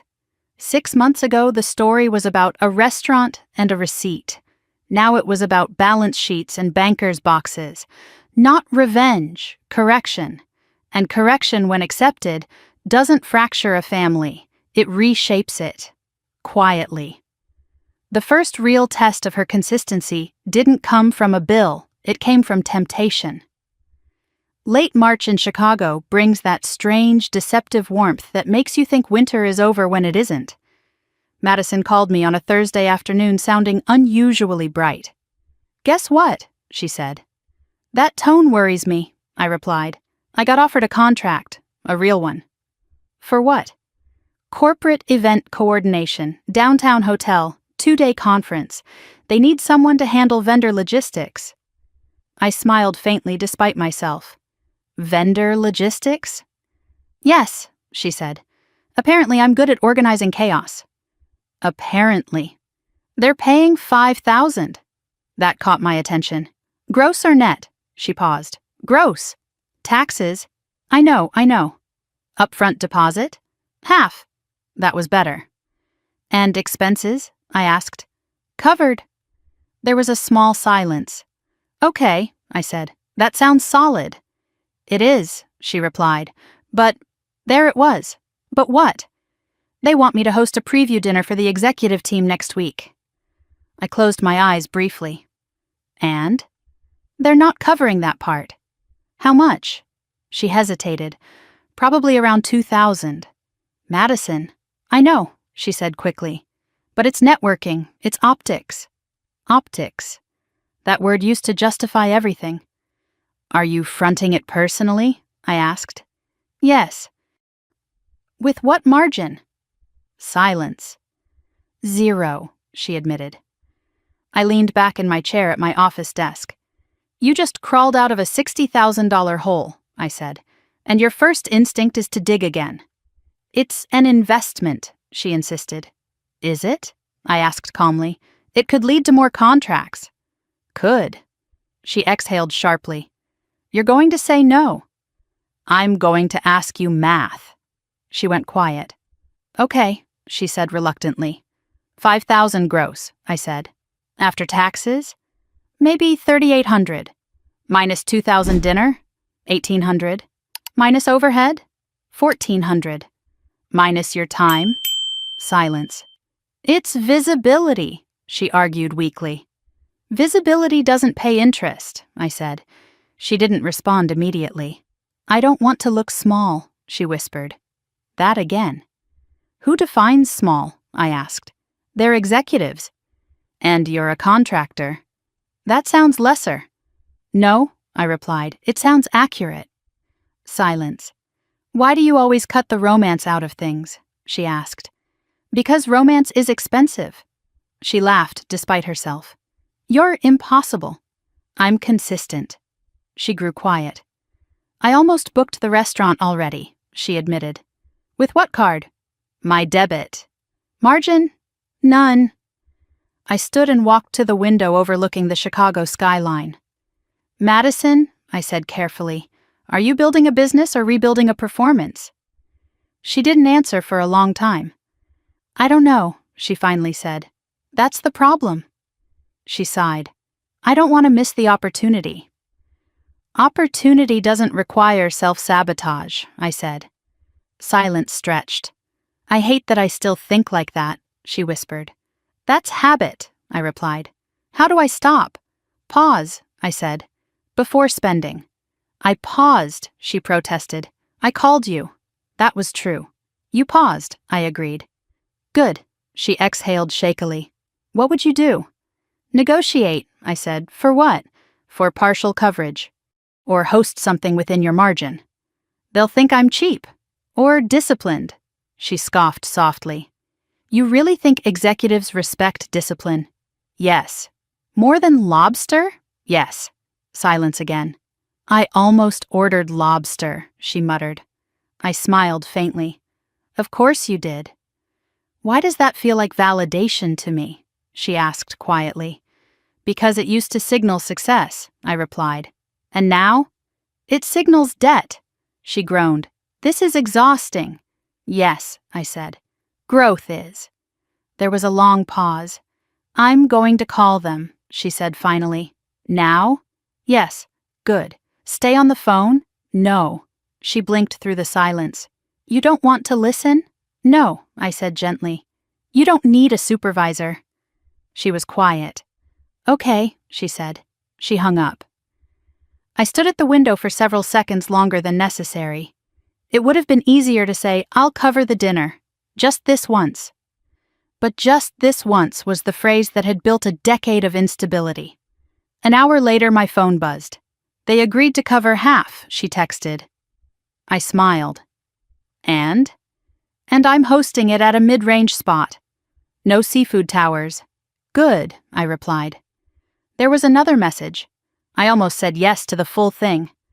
I know, I typed. She sent a final one. This feels different. How? Like I'm choosing not to impress. I stared at that.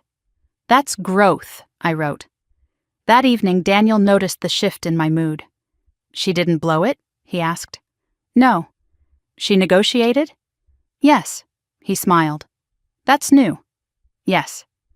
Later that week, Madison called again. The dinner's tomorrow, she said. Nervous? Yes. About what?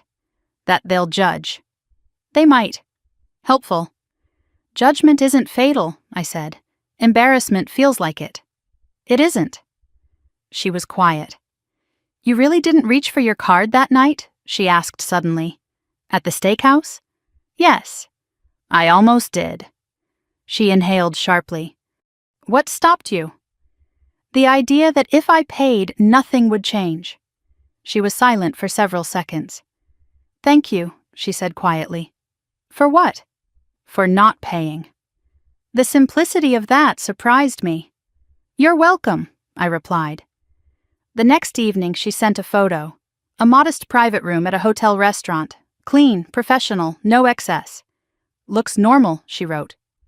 Normal is stable, I replied. She didn't respond. An hour later, another message. It went well. They didn't blink at the venue. Good. They signed a follow-up contract.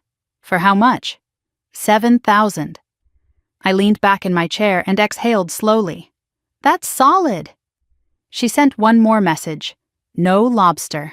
I laughed out loud. That night, as I sat at the kitchen island reviewing quarterly reports, I realized something. The test had shifted. It wasn't about refusing to pay anymore. It was about refusing to enable risk disguised as opportunity. And she had passed. Not perfectly, but intentionally. Before bed, Ethan padded into the kitchen. "Mom." "Yes?" "Is Aunt Madison coming to my soccer game Saturday?" "I think so." "Is she going to be loud?" "Probably less loud than before." He nodded thoughtfully. "Good." "Why?" "Because it's distracting." I smiled. Boundaries ripple. They don't just protect finances, they protect focus. As I turned off the lights and climbed into bed, my phone buzzed one last time, from Madison. "I didn't need you tonight." I stared at that sentence for a long moment. "I know," I typed back, and I didn't feel left out. I felt relieved. Because when someone learns to stand without your scaffolding, you don't lose importance. You gain distance. And distance, I was learning, is where strength multiplies. Not in dramatic confrontations, but in quiet negotiations where no one reaches for someone else's wallet. Especially not mine. The first real apology didn't happen in a restaurant or over a spreadsheet.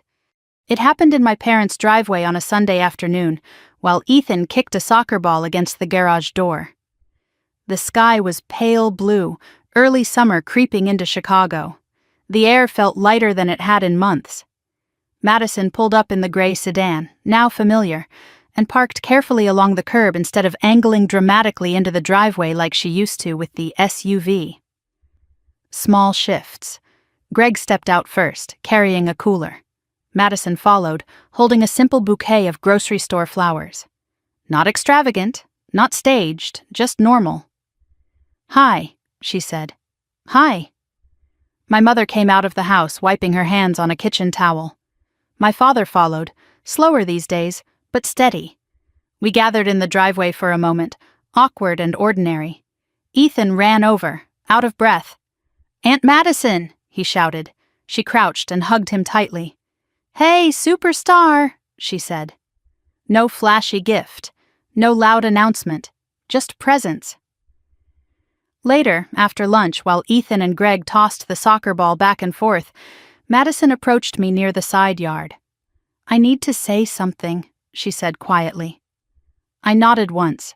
She didn't look dramatic. She looked deliberate. "I'm sorry," she said. The words were clear, not rushed, not attached to excuses. "For what?" I asked gently. "For the steakhouse, for the assumption, for all of it." I didn't rush to respond. Apologies deserve silence before acceptance. "I didn't think," she continued. "I didn't think about Ethan's chair. I didn't think about the bill. I didn't think about you." She swallowed. "I thought about image." The honesty landed heavier than the apology. "I know," I said. She nodded. "And I'm sorry I dragged you into my mess for years." I studied her face. No deflection, no hidden hook, just clarity. "I accept that," I said finally. She exhaled slowly, almost shakily. "That's it?" she asked. "That's it." She blinked. "You're not going to dissect it?" "No." You're not going to remind me what I did?" "I don't need to." Silence stretched between us. "That feels anticlimactic," she muttered. "Growth usually is." She laughed softly. "I deserve that." We stood there for a moment, watching Ethan attempt a dramatic kick and miss completely. "You know what scared me most?" she asked suddenly. "What?" "That you didn't yell." I looked at her. "You were calm," she continued. "That was worse." "Why?" "Because it meant you weren't reacting. You were deciding." I didn't deny it. "I was done reacting," I said. She nodded slowly. "I used to think being dramatic meant being strong. It meant being loud. And you were quiet." "Yes." "And it worked." "It did." She hesitated. "Do you hate me?" "No." "Did you?" "No." She frowned slightly. "You weren't angry?" "I was tired," I said. That answer seemed to settle something in her. "I was angry," she admitted. "At you, at the bill, at the police, at Greg, at the kids." She paused. "But mostly at myself." That didn't surprise me. "When the SUV got repossessed," she continued, "I sat on the curb and thought about the steakhouse." I didn't interrupt. I realized you weren't humiliating me, she said. You were exposing me. Yes. And exposure felt cruel. It felt necessary, I replied. She nodded slowly. I know that now. Across the yard, my father laughed at something Ethan said. The sound carried easily. I always thought you were lucky, she said quietly. With what? With stability, with discipline, with Daniel. I chose those, I replied. I know.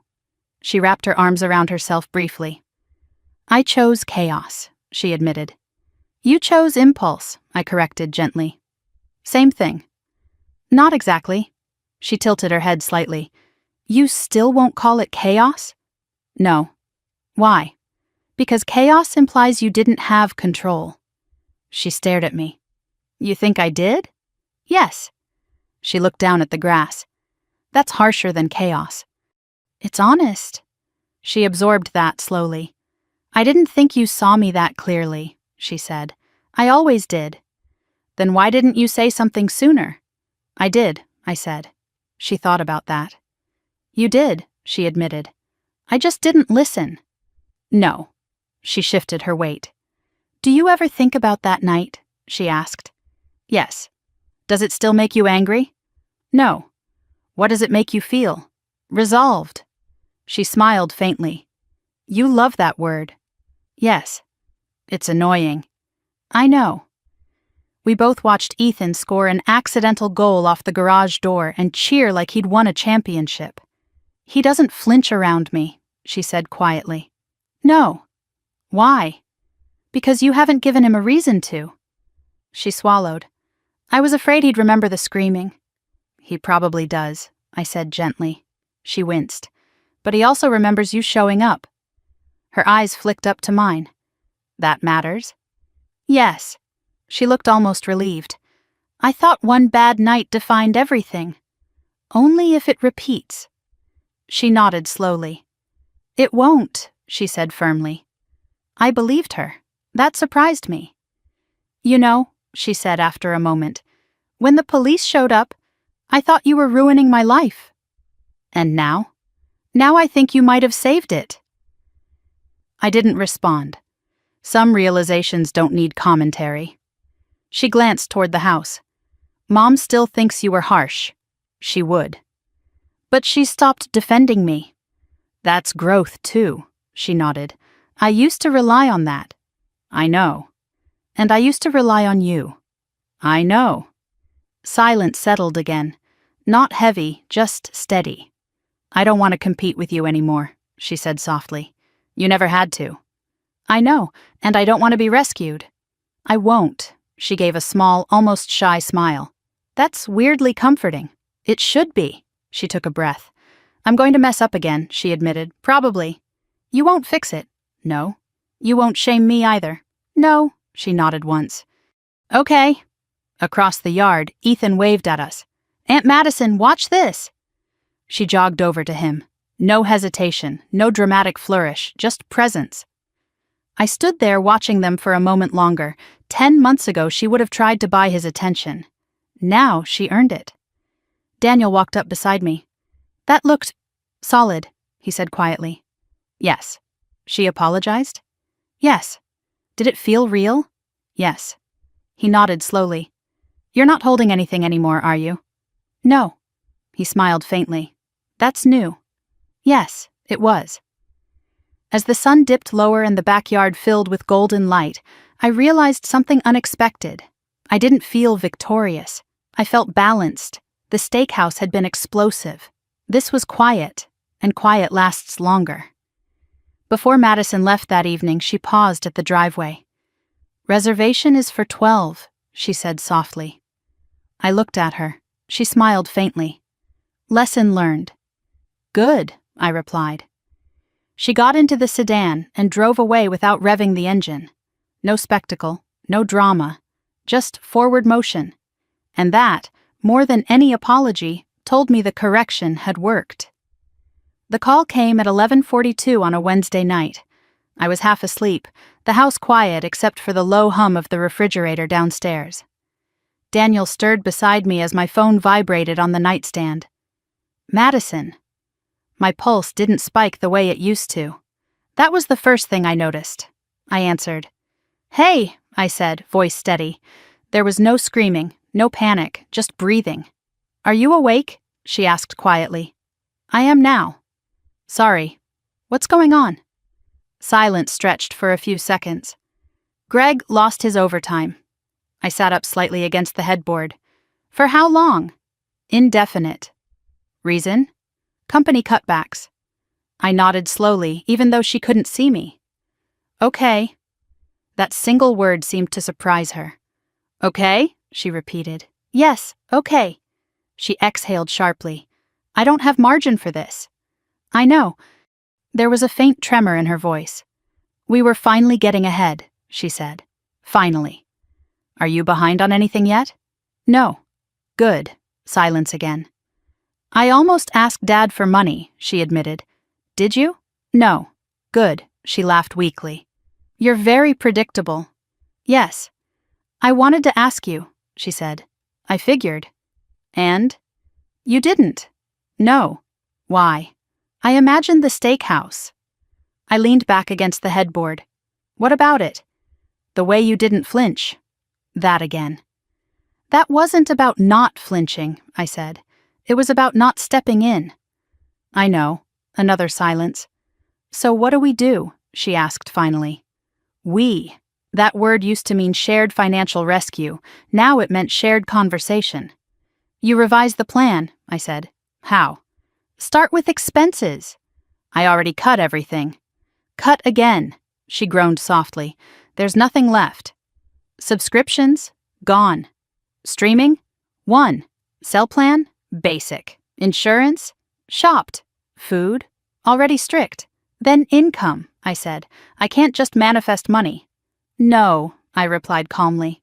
But you can increase output. How? More contracts. It's not that simple.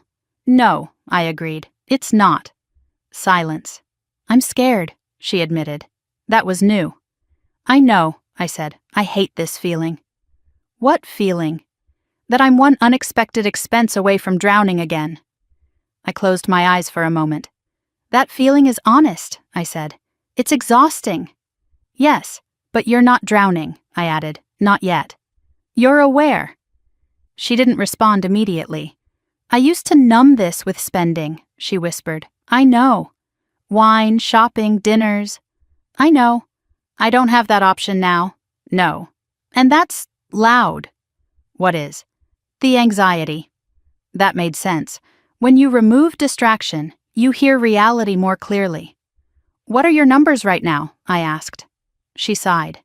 Emergency fund is at $1,200. Good. Debt still around $42,000. Okay. Mortgage current. Good. She exhaled again. I don't want to ask you for money. I know. I don't want to ask anyone. Good. Stop saying good, she muttered. I almost smiled. You want reassurance or structure? I asked. Both. You'll get structure, I said. She groaned softly. Of course. Map worst case scenario, I continued. I hate worst case. Do it anyway. Silence. Okay, she said reluctantly. If Greg's income drops by 20%, what shifts first? Extra debt payments. Good. What else? Freelance ramp up. How? Cold emails. Do it. I already did some. More. She sighed again. You make it sound like a military plan. It is. Life shouldn't feel like war. It shouldn't feel like denial either. That quieted her. I almost called Dad, she said again. And? I pictured Mom crying. That's not helpful, I said. No. And I pictured you saying no. I would have. I know. Silence. I don't want to resent you, she said suddenly. You won't. How do you know? Because I'm not your solution. She didn't argue. I hate how calm you are, she whispered. I'm not calm, I said. You sound calm. I'm deliberate. That's worse. Why? Because it means you're not reacting. That's the point. Silence. I thought stability meant comfort, she said slowly. It means preparation. You keep saying that. Because it's true. She was quiet for a long moment. Greg's asleep, she said finally. Why are you up? I couldn't stop calculating. That's good. No, it's not. It is, I said. It means you're engaged. I feel like I'm bracing. Yes. For what? For impact. That's exhausting. Yes. But that's what you've always done, isn't it? She asked. I paused. Yes. And you don't look tired. I am, I admitted. But I don't look it. She went silent again. I used to think you were lucky, she said softly. With what? With not worrying. I almost laughed. I worry constantly. Then how do you function? I plan. Silence. That's not romantic, she muttered. No. But it's solid. Yes. The word again. Solid. Okay, she said finally. Tomorrow I'll rework the spreadsheet. Good. Stop, I smiled faintly. You called me, I reminded her. I know. And I didn't give you money. No. And you're still on the phone. Yes. That's progress. She was quiet. You know what's weird? She asked. What? I don't feel abandoned. That's because you're not. You're not rescuing me. No. But you're not walking away. No. She let that sit. That's new. Yes. There was a long pause. Thank you, she said quietly. For what? For not making this about the steakhouse. It's not about the steakhouse. It feels like it could have been. It's about now. Silence. I'm going to be okay, she said suddenly. Yes. You sound sure. I am. Why? Because you're thinking before spending. She laughed softly. That's the bar? Yes, she exhaled. Okay. We stayed on the phone a few minutes longer, not talking much, just breathing. When she finally hung up, the house was silent again. Daniel shifted beside me. Everything okay? He murmured. Yes. She asking for money? No. He nodded sleepily. That's good. Yes, I whispered. Good. Not dramatic, not glamorous, just good. The next morning I woke up tired but steady. There was no emergency transfer, no frantic Venmo request, just a text from Madison, spreadsheet updated, sending 5 more cold emails today. I stared at it for a moment, then replied, solid. She sent back a single thumbs-up emoji, simple, contained, not champagne, not crisis, just effort. And effort, I was learning, is louder than panic when it's consistent. That night, as I closed my laptop after reviewing Ethan's 529 account, still growing slowly, steadily, I realized something. The real shift wasn't that she stopped spending recklessly. It was that she stopped looking for someone else to absorb the hit. And when that changes, everything changes. Not in fireworks, in quiet. And quiet is sustainable. The SUV came back into the story the day the leasing company called me by mistake. It was a Friday afternoon. I was finishing up a vendor contract review when my office line lit up with an unfamiliar number. This is Avery Morgan, I answered. Ms. Morgan, we're calling regarding the outstanding balance on the vehicle previously registered under Madison Morgan and Gregory Hale. My grip on the receiver tightened slightly. I'm not financially responsible for that vehicle, I said evenly. We're aware, the woman replied. Your name was previously listed as a secondary contact. We're updating records following the repossession auction. Auction. So it had gone that far. I was removed from that file weeks ago, I said. Yes, she confirmed. This is simply procedural. The vehicle sold at auction below remaining balance. How much below? I asked before I could stop myself. There was a brief pause as she clicked through screens. 12,000. I closed my eyes briefly. Thank you, I said calmly, and hung up. I didn't call Madison immediately. That would have been the old instinct. Jump in, warn her, brace. Instead, I waited. She texted an hour later. Did they call you? Yes. Silence. Then, we knew it would sell low. How much? I typed. 12,000. So she knew. And? We're negotiating a settlement. Good, I replied. There was a longer pause this time. I keep thinking about that steakhouse bill, she wrote. In what way? If you'd paid that night, I would have still believed someone would absorb the SUV. I read that twice. Probably, I answered. She sent another message. It's humbling to realize how far denial stretches. Yes. I waited for accusation. It didn't come. Instead, another text. Greg said something last night. What? He said we were living like inheritance was guaranteed. That hit. There was no inheritance, just assumptions. What did you say? I asked. I said we were living like Avery was inheritance. The honesty startled me. And now, I typed, now we're living like no one is. I leaned back in my office chair and let that settle. That was the shift. For years, she had lived as if rescue was predictable. Now, unpredictability was reality. That evening, she called. We're meeting with the leasing company Monday, she said. Okay. They offered a payment plan. Terms? 4 years. Interest? Low. Can you manage it? Yes. I paused. Then do it. You're not going to analyze it?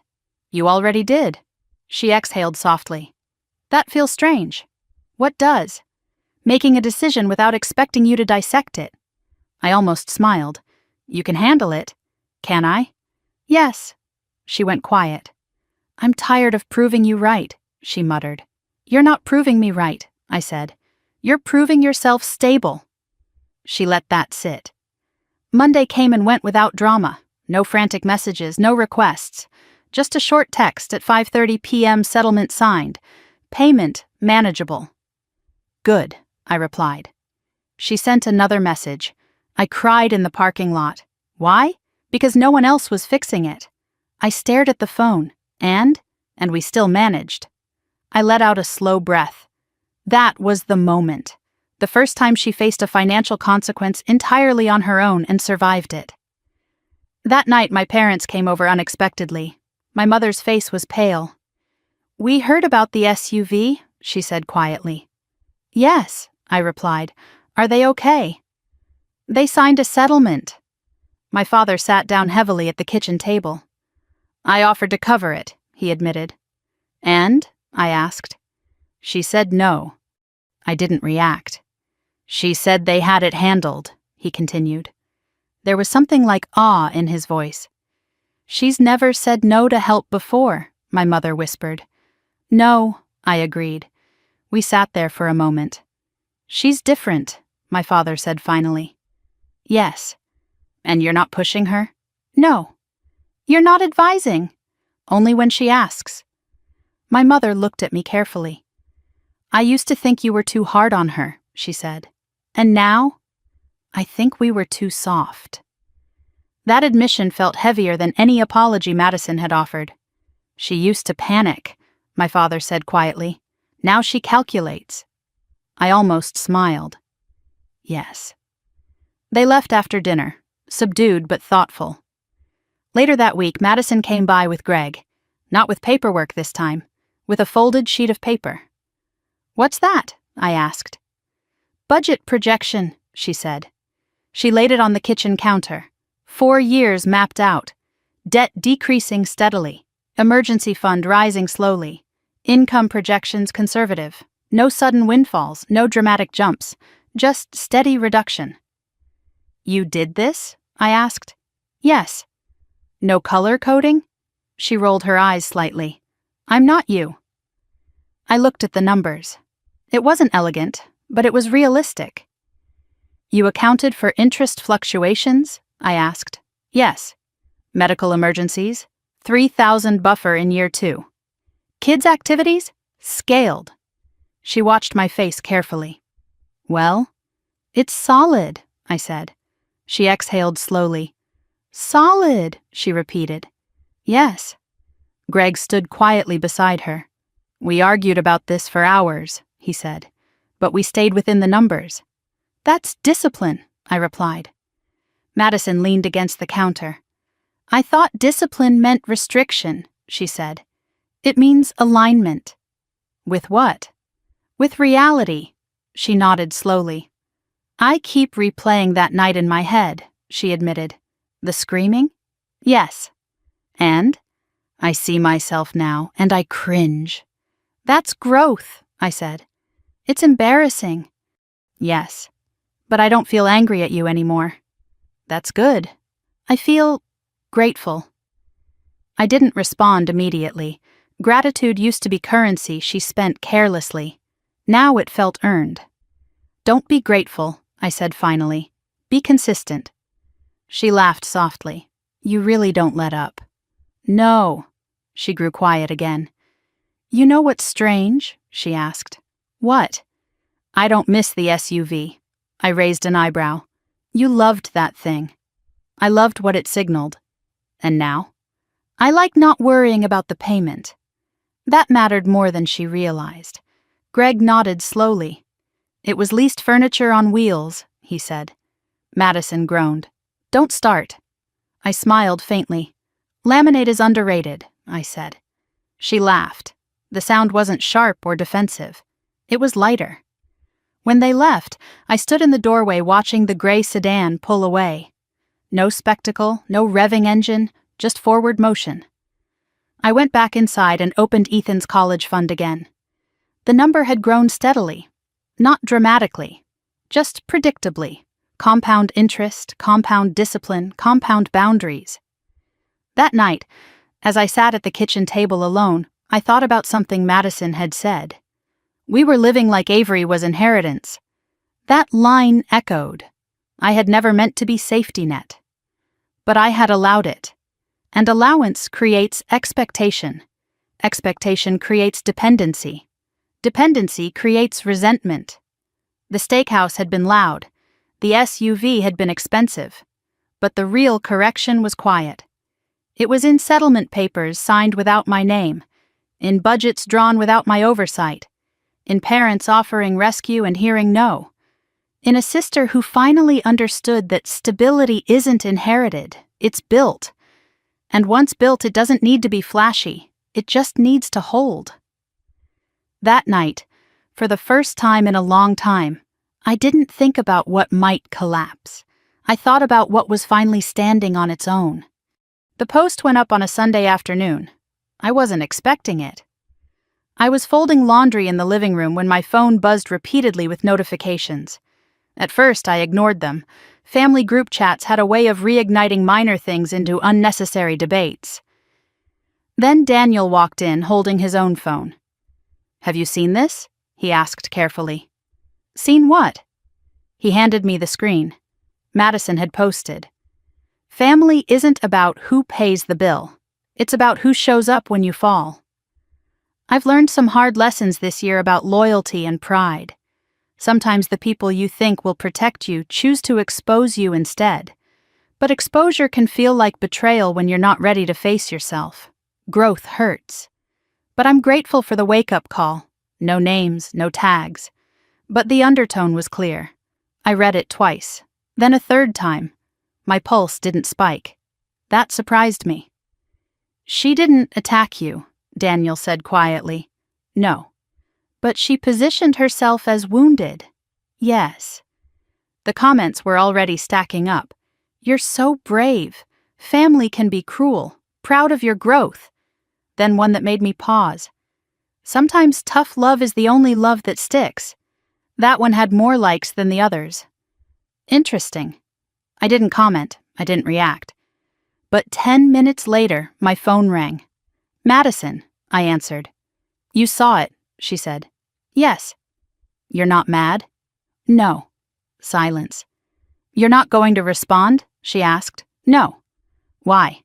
Because it's your narrative. She exhaled slowly. I didn't name you. I know. I wasn't blaming you. I know. She hesitated. I was trying to explain. To who? To myself. That was honest. It reads like ambiguity, I said gently.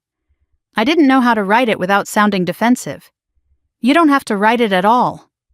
She was quiet for a long moment. I didn't want people thinking you destroyed me. Did I? No. Then why clarify? She sighed. Because I used to think you did. That caught me off guard. And now? Now I think you interrupted me. That was different. Interrupted what? I asked. My illusion. I leaned back into the couch. That's accurate, she gave a small, tired laugh. People keep asking if we're okay, she said. Are we? Yes. Then that's enough. I wanted to control the narrative, she admitted. You always have. I don't want it to define me. It won't. How do you know? Because you stopped repeating it. Silence again. Mom texted me, she said. What did she say? She asked if I was shading you. Were you? No, I believed her. I don't want to fight you publicly, she said. I don't want to fight you privately. She let that sit. I don't regret the post, she added quietly. You don't have to. But I regret that I needed it. That made more sense. Sometimes closure needs words, I said, even if they're messy. Yes. She was quiet. Are you sure you're not mad? She asked again. I'm not. What are you? Steady. She laughed softly. You're impossible. I'm consistent. She exhaled. Okay. After we hung up, I set my phone down and went back to folding laundry. Daniel watched me carefully. You're not bothered? He asked. It's not escalation, I said. She still frames it like you exposed her. I did. That doesn't sting? No. Why? Because exposure isn't cruelty. He nodded slowly. Do you think she posted to test you? Probably. And? I didn't bite. That was the shift. Months ago, I would have felt compelled to correct, to clarify, to defend. Now I felt detached. Later that evening, my father called. She didn't mean to criticize you, he said immediately. I know. She's trying to process. I know. She's embarrassed. That's not fatal. He was quiet. She's changed, he said. Yes. You have too. Yes. Less reactive. Yes. More deliberate. I almost smiled. That's accurate. He hesitated. I'm proud of both of you, he said finally. That caught me off guard. Why? Because you didn't fracture. We were already cracked, I replied gently. He didn't argue. That night, I scrolled through the comments again. Most were supportive, some dramatic, a few speculative. No one tagged me directly, no one escalated it. It was a contained ripple, and I let it remain that way. The next day, Madison texted. Someone messaged me privately asking if you were abusive. I stared at that. What did you say? I typed. That you weren't. Good. I didn't over-explain. Good. She paused. It felt strange defending you. Why? Because I used to think I was defending myself from you. I read that twice. And now? Now I think I was defending my pride. That was more accurate. I didn't respond immediately. Then I typed, Pride is expensive. She sent back a laughing emoji. Stop! I didn't. 2 days later, we ran into each other at a grocery store. Completely unplanned. She was in the produce section comparing price per pound tags. That alone would have been unthinkable a year ago. Hey, she said, holding up 2 bags of apples. Which is cheaper per ounce? I glanced at the labels. Bag. Thought so. We stood there for a moment, awkward but calm. I almost deleted the post, she admitted. Why? Because I didn't want you thinking I was blaming you. I don't, she studied my face. You're not curious what people are saying? No. Really? Really? She shook her head slightly. You don't chase narrative. No. I used to live inside it. I know. She placed the apples in her cart. I don't miss that. What? The performance. That's good. She hesitated. Do you ever regret not paying that night? No. Not even a little? No. She nodded slowly. I don't regret it either, she said. That was new. You regret the screaming, I replied. Yes. But not the lesson. No. We walked toward checkout together. Separate carts, separate totals, no shared payment, no awkwardness, just parallel. As she paid with her debit card, she glanced at me. Separate checks, she said lightly. Yes. She smiled faintly. Feels normal now. Yes, and it did. Later that week, Ethan asked me something unexpected. Mom? Yes? Why do grown-ups care so much about what other people think? I considered that. Because it feels like survival, I said. Is it? No. What is? Character. He nodded slowly. Is Aunt Madison okay? Yes. Because she doesn't yell anymore. That's good. He smiled faintly. Boundaries, he said again. Yes. The word had become almost sacred in our house. Not aggressive, not defensive, just structural. That night, as I closed my laptop and glanced once more at Ethan's steadily growing 529 account, I realized something important. The steakhouse had been public, the post had been public, but the correction? It had become private. And private growth doesn't need applause, it just needs consistency. I turned off the lights and went to bed without scrolling one more time. Because when you stop chasing narrative, narrative stops chasing you. And that was the quietest victory of all. The invitation arrived in a cream envelope with my name written in my mother's careful handwriting. Sunday dinner. All of us. No agenda. That last part made me pause. No agenda. I held the card for a moment before setting it on the kitchen counter. Daniel looked up from the stove. What is it? Family dinner, I said. He raised an eyebrow. That sounds ominous. Apparently no agenda. He laughed softly. That's definitely an agenda. I didn't disagree. It had been nearly 8 months since the steakhouse. Since the repossession, since the budget spreadsheets, since the social media ripple. Things had stabilized, but stability doesn't erase history. It just builds over it. Are we going? He asked. Yes? You're sure? Yes? He studied my face for a moment. You don't look tense. I'm not. That surprised both of us. Sunday evening arrived with crisp air and early fall light. The trees on my parents' street were beginning to yellow at the edges. When we pulled into the driveway, Madison's gray sedan was already there. No SUV, no dramatic entrance, just parked neatly along the curb. Inside, the house smelled like roast chicken and rosemary. Familiar. Safe.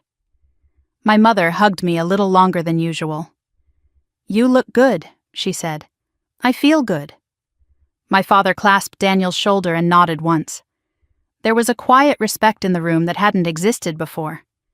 Madison stood near the dining table arranging plates. She looked up when we walked in. Hey, she said. Hey. No tension, no stiffness, just measured normal. Ethan ran past us into the living room where Greg was setting up a board game. Laughter drifted down the hallway. Children adapt faster than adults. We gathered at the table. 12 chairs. That detail did not go unnoticed. My father cleared his throat before sitting down. Before we eat, he said, I want to say something. The air shifted slightly. Not heavy, just attentive.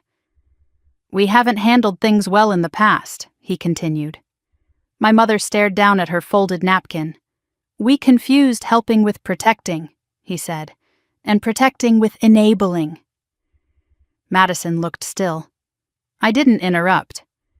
We thought love meant cushioning every fall, my father continued, but sometimes it meant extending the fall. Silence settled over the table. We're sorry, my mother said softly. That word carried weight, not dramatic, not performative, just quiet. For what?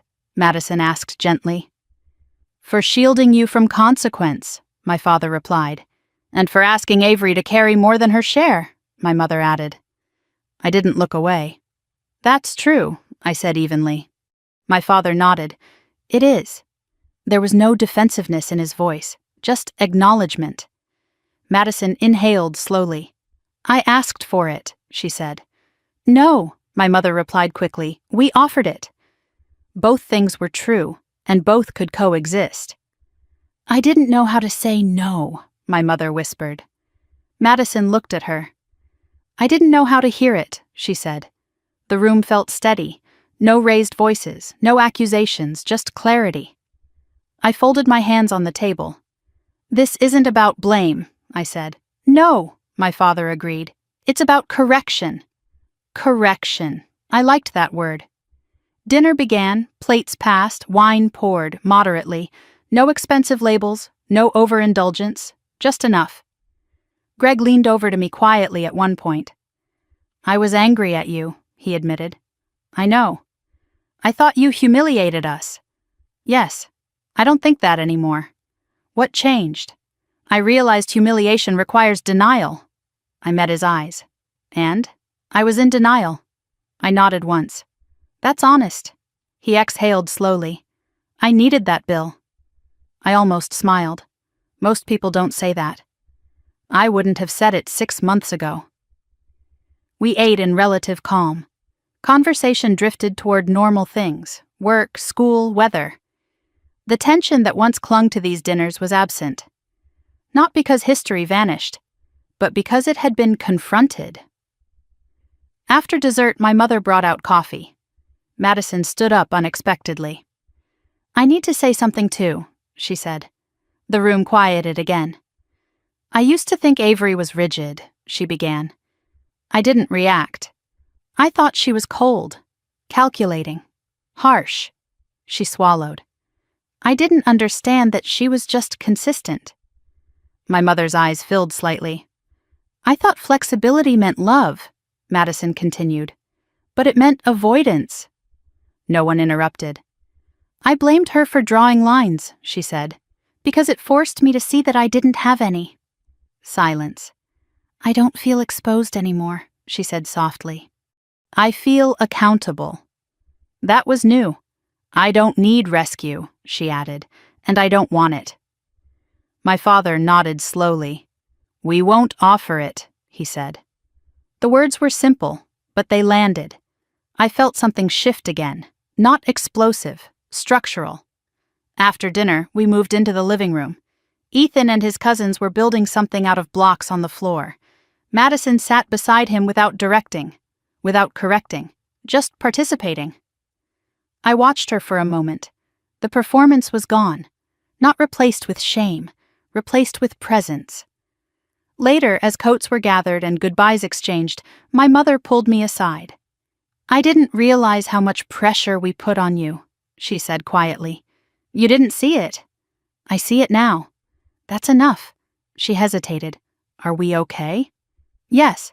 Truly? Yes. She exhaled. That feels different. It is. When we stepped outside into the cool evening air, Daniel slipped his hand into mine. That felt clean, he said. Yes. No undercurrent. No.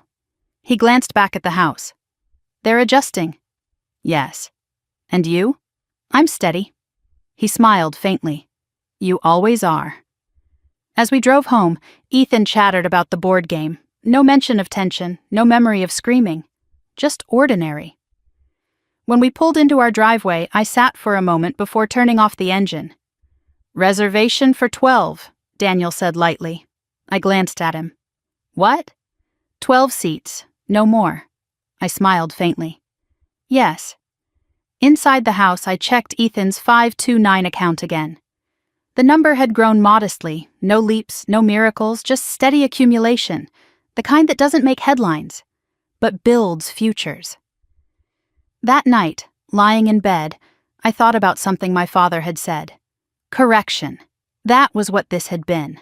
Not revenge, not humiliation, not dominance. Correction. Boundaries are not walls. They are measurements. They define load-bearing capacity. And for the first time in a long time, our family structure felt aligned. Not perfect, not dramatic, just aligned. And alignment, I had learned, is stronger than applause. The call came from my mother on a Tuesday morning while I was reviewing quarterly projections. Avery, she said, her voice thin, it's about your father. My pen stopped moving. What about him? He had chest pain. My body went cold, but my voice didn't. Where is he? Northwestern. I'm on my way. I ended the call, shut my laptop, and walked straight to Daniel's office. Dad's at the hospital, I said. He stood up immediately. I'll get Ethan from school, he replied. No panic, just movement. By the time I reached the hospital, Madison was already there. She was sitting rigidly in a molded plastic chair outside the cardiology wing. Her hands were clasped tightly in her lap. He's stable, she said before I could ask. What happened? Chest pain during breakfast. Heart attack? Minor, she said. They're calling it a mild cardiac event. I sat beside her. We didn't hug, we didn't dramatize, we just waited. After an hour, the doctor came out. Stress contributed, he explained. Diet, age, and long-term strain. Strain. That word echoed. We were allowed in briefly. My father looked smaller in the hospital bed, wires on his chest, machines humming softly. He looked at us and tried to smile. Didn't think I'd get this much attention, he muttered. Don't be funny, my mother snapped, eyes red. He squeezed her hand weakly. I'm fine. You're not, Madison said softly. He looked at her carefully. I'm fine enough, he corrected. The doctor laid out the next steps. Diet changes, reduced stress, medication, rest. After the meeting, Madison and I stepped into the hallway. This is because of us, she said quietly. No. Yes. No, I repeated firmly. She looked at me sharply. You don't think so? I think he's 71 and ate like he was 35. She almost laughed. Then her face crumpled slightly. I made everything heavier, she whispered. You didn't give him cholesterol. That's not what I mean. I know. She leaned back against the wall.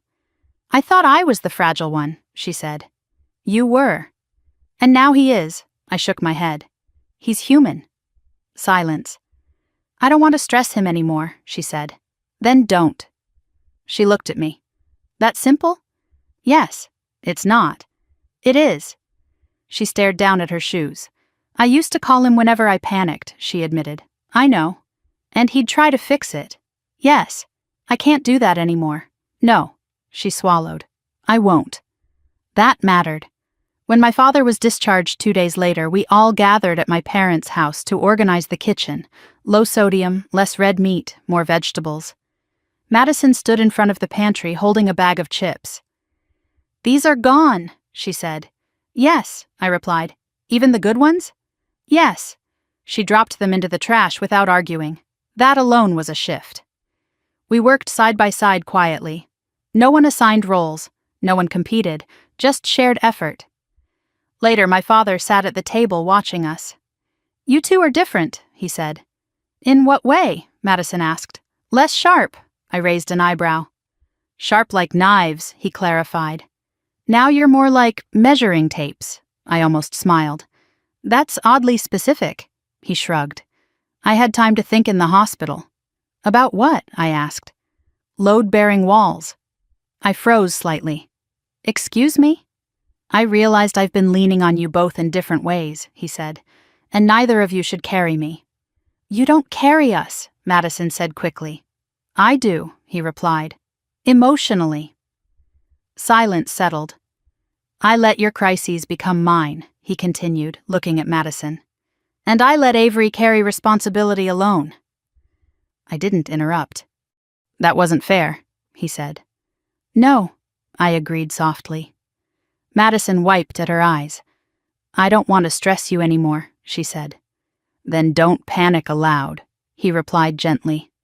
She nodded. Later that evening, when Daniel and I were driving home, he glanced at me. You didn't go into fixer mode, he observed. No. Even with your dad in a hospital bed. I can't manage his arteries, I said quietly. He smiled faintly. True. But I can manage my boundaries. He nodded. That's new. Yes. The next week was quiet. Doctor appointments, meal prep adjustments, medication schedules. Madison took on responsibility without dramatizing it. She handled insurance calls, follow-up appointments. I didn't step in unless asked. She didn't ask often. One afternoon she called. I scheduled Dad's stress test, she said. Good. And I set reminders for his medication. Good. I'm not spiraling. That's good, she laughed softly. You love that word. Yes. I keep expecting you to critique something. Why? Because you used to. No, I corrected. I used to intervene. She went quiet. There's a difference? Yes. She absorbed that. I don't want to be your project, she said suddenly. You're not. Was I? Yes. Silence. I didn't know how not to be. You're learning. She exhaled slowly. I think Dad's heart scare scared me more than the repo. Why? Because money feels recoverable. People don't. That was true. I sat with that thought long after we hung up. The steakhouse had been about pride, the SUV about denial, but this was about fragility, and fragility changes priorities. That Sunday, we gathered again at my parents' house for a low-sodium dinner. No wine, no heavy desserts, just grilled chicken and roasted vegetables. Madison handed my father his medication without being prompted. He took it without resistance. Separate checks, he joked weakly. Madison smiled. Separate stress, she replied. I looked at her. She wasn't joking. She meant it. After dinner, as we stood in the kitchen washing dishes, she spoke quietly. I used to think money was the biggest issue. It wasn't. No. It was boundaries. Yes. And fear, she added. Of what? Of being ordinary. I turned toward her. You are ordinary. She laughed. Exactly. And that's fine. Yes. She dried her hands slowly. I don't need to impress anyone anymore. That's exhausting anyway. Yes. We stood in silence for a moment. You didn't rescue me, she said softly. No. And you didn't rescue Dad. No. But you stayed. Yes, she nodded. That's different. It was. That night, as I lay in bed, I thought about my father in the hospital, about machines beeping steadily, about Madison's hands clasped tightly in her lap, about how quickly everything can shift. The steakhouse had felt like a war. This felt like maintenance. Maintenance is quieter, but it lasts longer. Boundaries don't just protect money, they protect hearts. And for the first time, I understood that drawing a line had saved more than a dinner bill. It had reduced strain. On all of us. And strain, left unchecked, breaks things. We were no longer breaking, we were recalibrating, and that felt stronger than any public victory. The holiday season came quietly that year. No dramatic group texts, no frantic last-minute dinner reservations, no subtle financial probes disguised as tradition. Just a simple message from my mother in early November. Thanksgiving at your place this year, if you're willing. I stared at the screen for a moment. 2 years ago, that message would have come with unspoken assumptions. This time it felt respectful. Yes, I typed back, but we'll keep it small, 12 seats. She replied almost instantly. 12 is perfect. I didn't miss the significance. When I told Daniel, he smiled. Still 12, he said. Always 12. Does that number comfort you now? It anchors me. He nodded. It used to represent conflict. Yes. And now? Structure. That felt accurate. The week leading up to Thanksgiving was calm. Madison texted asking what she could bring. Not performatively, not competitively, just plainly. Vegetables or dessert? She asked. Vegetables, I replied. Roasted Brussels sprouts. Done. No negotiation, no subtle testing. Just alignment. On Thanksgiving morning, I woke before sunrise. The house was quiet. I moved through the kitchen methodically. Turkey in the oven. Timers set. Side dishes staged. I wasn't bracing. I was preparing. There's a difference. By noon, the house filled with the smell of rosemary and garlic. Ethan hovered nearby, asking if he could help. You can set the table, I said. 12? He asked automatically. Yes. He counted the plates carefully. No extras, no folding chairs in the corner, just 12. At 1:30, Madison arrived. She stepped out of the gray sedan wearing a wool sweater and jeans. No designer bag, no dramatic entrance, just a casserole dish balanced carefully in her hands. Hey, she said as I opened the door. Hey, she handed me the dish. They might be a little overdone, she admitted. That's fine. I measured the oil. I smiled faintly. I'm proud of you." She rolled her eyes. "Don't start." But she was smiling. My parents arrived next. My father looked healthier, thinner, more deliberate. He hugged Ethan tightly. "Smells good," he said. "It's simple," I replied. "Simple's better." We gathered in the living room before dinner. No tension, no scanning for unspoken shifts, just conversation. Greg helped Daniel with the drinks: water, iced tea, a modest bottle of wine. One. Madison caught my eye briefly. No commentary, no performance. At 3 sharp, we sat down. 12 seats, no more. My father cleared his throat. "To boundaries," he said unexpectedly. Madison laughed softly. "To growth," she added. "To structure," Daniel said. "To ordinary," I finished. We clinked glasses lightly. Dinner unfolded without incident. No one overreached. No one overindulged. No one attempted to dominate conversation. Madison asked Ethan about school. Listened, really listened. Greg talked about work overtime cautiously returning. No bragging, no inflation, just facts. At one point, my mother reached for more gravy, then paused. "Do I need to ask permission?" she teased lightly. I raised an eyebrow. "You know the limits." She smiled. We laughed. It wasn't sharp. It was shared. After dinner, while the kids cleared plates, Madison stood beside me at the sink. "You know what's strange?" she said quietly. "What?"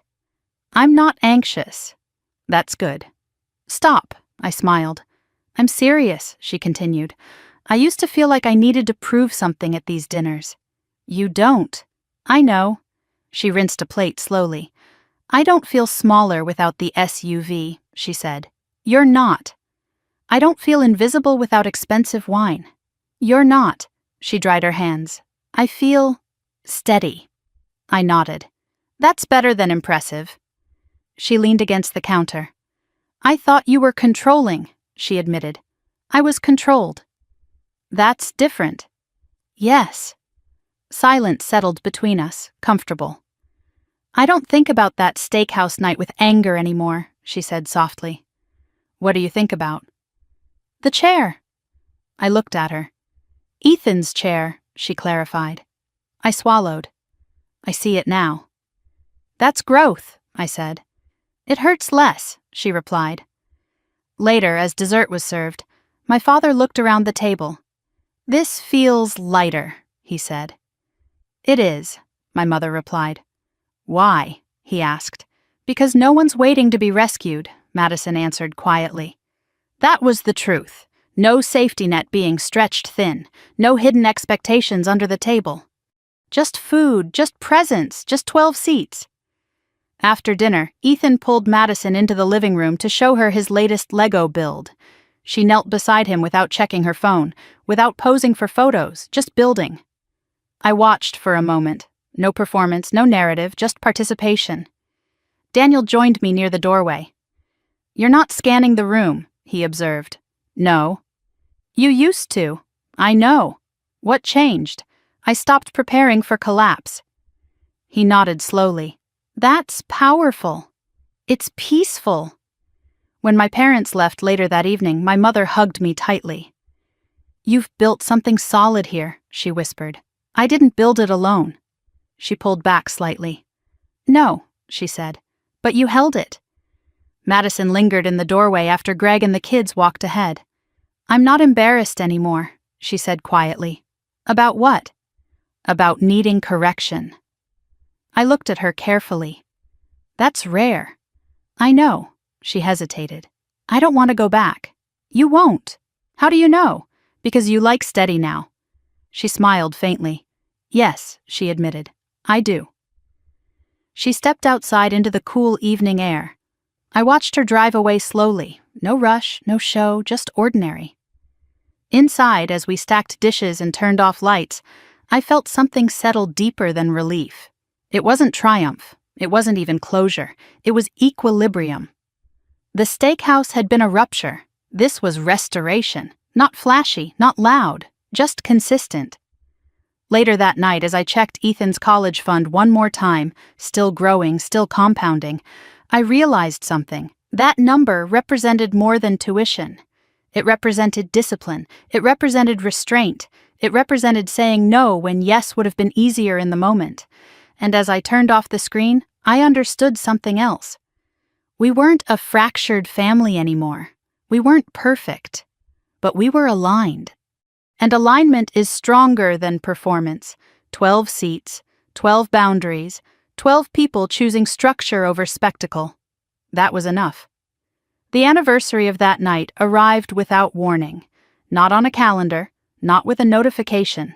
Just a quiet awareness when I drove past the steakhouse on my way home from a supplier meeting downtown. The sign was the same. Polished brass letters. Valet stand out front. Soft amber lighting visible through the windows. I slowed slightly at the light. Daniel noticed. "You're thinking about it," he said. "Yes." "Does it still feel sharp?" "No."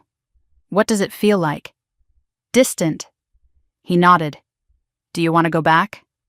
The question hung there. I didn't answer immediately. "I think so," I said finally. "That's new." "Yes?" The next day I texted Madison. "I'm thinking about having dinner at that steakhouse next week. Just us and Ethan. 1 year." There was a long pause before she replied. "That's bold. It's neutral." Another pause. "Do you want me there?" I stared at the screen. This wasn't an invitation. This was a test. "No," I typed. "Not because you're excluded, because this is something I need to close quietly." 3 dots appeared almost instantly. "I understand." And then, "Thank you for telling me." That mattered. The following Friday, I made a reservation. 12 seats were no longer necessary, just 3. But I still asked the hostess for a specific table, not the alcove, a smaller one near the window. When we walked in, the maitre d' recognized me. "Ms. Morgan," he said warmly. "It's been a while." "Yes." He glanced at Ethan. "Happy early birthday again." Ethan grinned. 11.5 now, he corrected. We sat. No tension in my shoulders, no scanning for disruption, just dinner. Daniel ordered the house red. 1 glass. I ordered sparkling water. Ethan ordered pasta. As we waited for appetizers, Daniel studied me carefully. "You're not bracing," he said. "No." "You're not reliving it." "No." "Then what are you doing?" "Reclaiming." He nodded slowly. "From who?" "From memory." That felt accurate. When the breadbasket arrived, I caught myself smiling faintly, not because it was expensive, but because it was ordinary. 1 year ago, this room had felt like a battlefield. Now it felt like furniture. The waiter placed the menus down. "Would you like to start with a bottle?" he asked politely. "No," I replied evenly. "Just separate checks." Daniel smirked slightly. "Habit," he murmured. "Principle," I corrected gently. Ethan glanced up. "Why do you always say that?" he asked. "Because it's clear." "About what?" "Responsibility?" He nodded slowly, accepting that answer. Midway through dinner, my phone buzzed. Madison. I hesitated for a moment before opening it. "How does it feel?" she wrote. "Calm," I replied. I expected more from her. There was a pause. Then, "I drove past there yesterday and kept going." I stared at that. "Why?" I typed. "I'm not ready. I thought about that." "That's okay," I wrote back. Another pause. "Are you angry at me for not going?" "No." "Are you judging me?" "No." 3 dots again. "Thank you." I set my phone down. Daniel watched me carefully. "She checking in?" he asked. "Yes." "She not coming?" "No." He nodded. "That's fair." "Yes." Ethan finished his pasta and leaned back in his chair. "This place is fancy," he said. "It's structured," I replied. He laughed. "Everything is structured to you." "Yes." "And that's good?" "Yes." He considered that. "I like it," he said. That meant more than he realized. After dessert, the waiter brought the check. 3 separate bills, neat, clear, contained. I paid mine without hesitation. No drama, no lingering tension. As we stood to leave, I glanced around the dining room. No ghosts, No echo of screaming, no humiliation. Just quiet clinking of silverware and low conversation. We stepped outside into the cool night air. Daniel slipped his hand into mine. "How do you feel?" he asked. "Free," I said. "From what?" "From proving anything." That was the truth. That night had once felt like a declaration. Now it felt like history. On the drive home, Ethan asked a question I hadn't expected. "Was this where Aunt Madison yelled?" Daniel glanced at me. "Yes," I said calmly. "Why?" "Because she was scared." "Of what?" "Of paying." He frowned slightly. "That's silly." "It was bigger than money," I said gently. "What was it?" "Pride." He nodded slowly. "Did you yell?" "No." "Why not?" "Because yelling doesn't fix math." He laughed. "That's funny." "It's true." When we got home, I tucked him into bed. "Are you proud of me?" he asked suddenly. "For what?" "For not yelling at school when that kid cut in line." I smiled softly. "Yes." "Because yelling doesn't fix math?" "Yes." He grinned sleepily. "Good." After he fell asleep, Daniel and I sat in the living room with the lights low. "You closed it," he said quietly. "Yes." "It doesn't own you anymore." "No." He studied me for a moment. "Did it ever?" I thought about that. "It did," I admitted. "For a while." "In what way?" "I kept replaying it, checking for mistakes." "And?" "I didn't make one." He nodded slowly. "You made a line." "Yes." The next morning, Madison called. "How was it?" she asked. "Uneventful." She exhaled softly. "That's good." "Yes." "I'm not there yet," she admitted. "You don't have to be." I still see myself standing up and screaming. "I see Ethan's chair." Silence. "That hurts more," she said. "Yes." She took a breath. "I'm glad you went." "So am I." "I think I'll go someday," she said. "When you're steady." Yes. That word again. Steady. "I'm getting there," she added. "I know." We didn't talk long. There was no need. Later that afternoon, I logged into Ethan's 529 account again. The original $1,247 I had redirected into it a year ago had grown. Not dramatically, but measurably. Interest compounds quietly. Like discipline, like boundaries, like correction. I closed the laptop and stood at the kitchen window watching the late afternoon light spill across the yard. I thought about the restaurant, about the screaming, about the repo, about the hospital, about Thanksgiving, about vegetables measured carefully in oil, about separate checks. None of it felt sharp anymore, just integrated. There are moments that define you, and then there are moments you redefine. That steakhouse used to be the site of rupture. Now it was just a building with decent pasta and predictable lighting. And that was the final shift. Not that the story disappeared, but that it stopped dominating the narrative. I had drawn a boundary. Madison had crossed it once. And then she had learned to see it, not as punishment, as structure. And structure, once respected, becomes invisible, which is exactly how it should be. I turned off the kitchen lights and went upstairs without checking my phone one more time, because when a memory stops demanding rehearsal, you know it no longer controls you. And that was the quietest victory of all. The letter arrived on a Tuesday afternoon, tucked between utility bills and a catalog Ethan had already circled in red marker. It was addressed to Madison, but the return address was unfamiliar. Out of state, formal, corporate. I didn't open it. I texted her instead. "Mail here for you. Looks official." She called within minutes. "Don't open it," she said immediately. "I wasn't going to." "I think I know what it is." Her voice was steady. That alone told me something had changed. "What?" I asked. "Settlement offer." "For what?" "Credit card consolidation lawsuit." I leaned against the kitchen counter. "They escalated?" "Yes." "Amount?" $34,000 remaining. That was lower than before. "You've been paying," I said. "Yes." "But?" "They're offering a lump sum reduction." "For how much?" 24. Silence. "That's significant." Yes. But we don't have 24,000, she added quickly. I assumed. She exhaled slowly. I'm not asking you, she said before I could speak. I know. I just needed to say it out loud. Okay. There was no panic in her voice, just calculation. What are you thinking? I asked. Liquidate savings. All of it? Yes. That leaves what? 600. That's thin. I know. Alternative? Continue payments for 3 more years. Interest would eat a chunk of that. You ran the numbers? I asked. 3 times. And? The settlement saves 8,000. That's real. Yes. But it empties cushion. Yes. Silence stretched between us. I hate this, she admitted quietly. Which part? Choosing between security and progress. I didn't respond immediately. That's adulthood, I said finally. She laughed softly. That's cruel.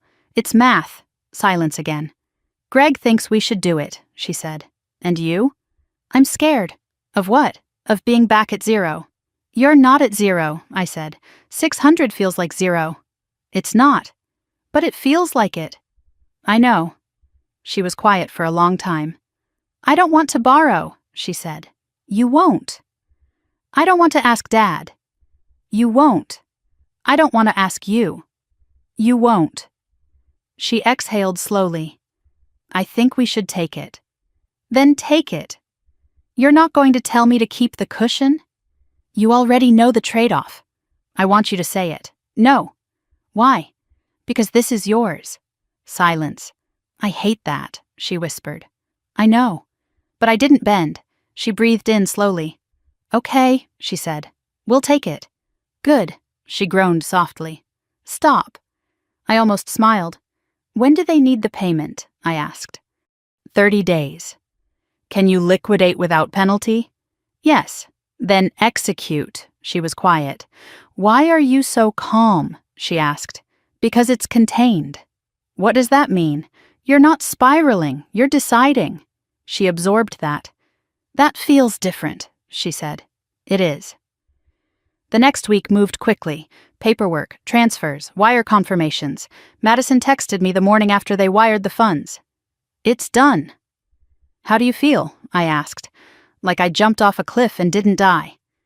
That's growth, I replied. Stop. She added another message. I cried when the confirmation email came through. Why? Because it's the first time I paid something down instead of pushing it forward. That mattered. A week later, the official settlement confirmation arrived. Debt reduced, balance cleared, account closed. She called me that night. It's official, she said. Yes. I'm not in debt anymore. Yes. I keep waiting for a catch. There isn't one. Silence.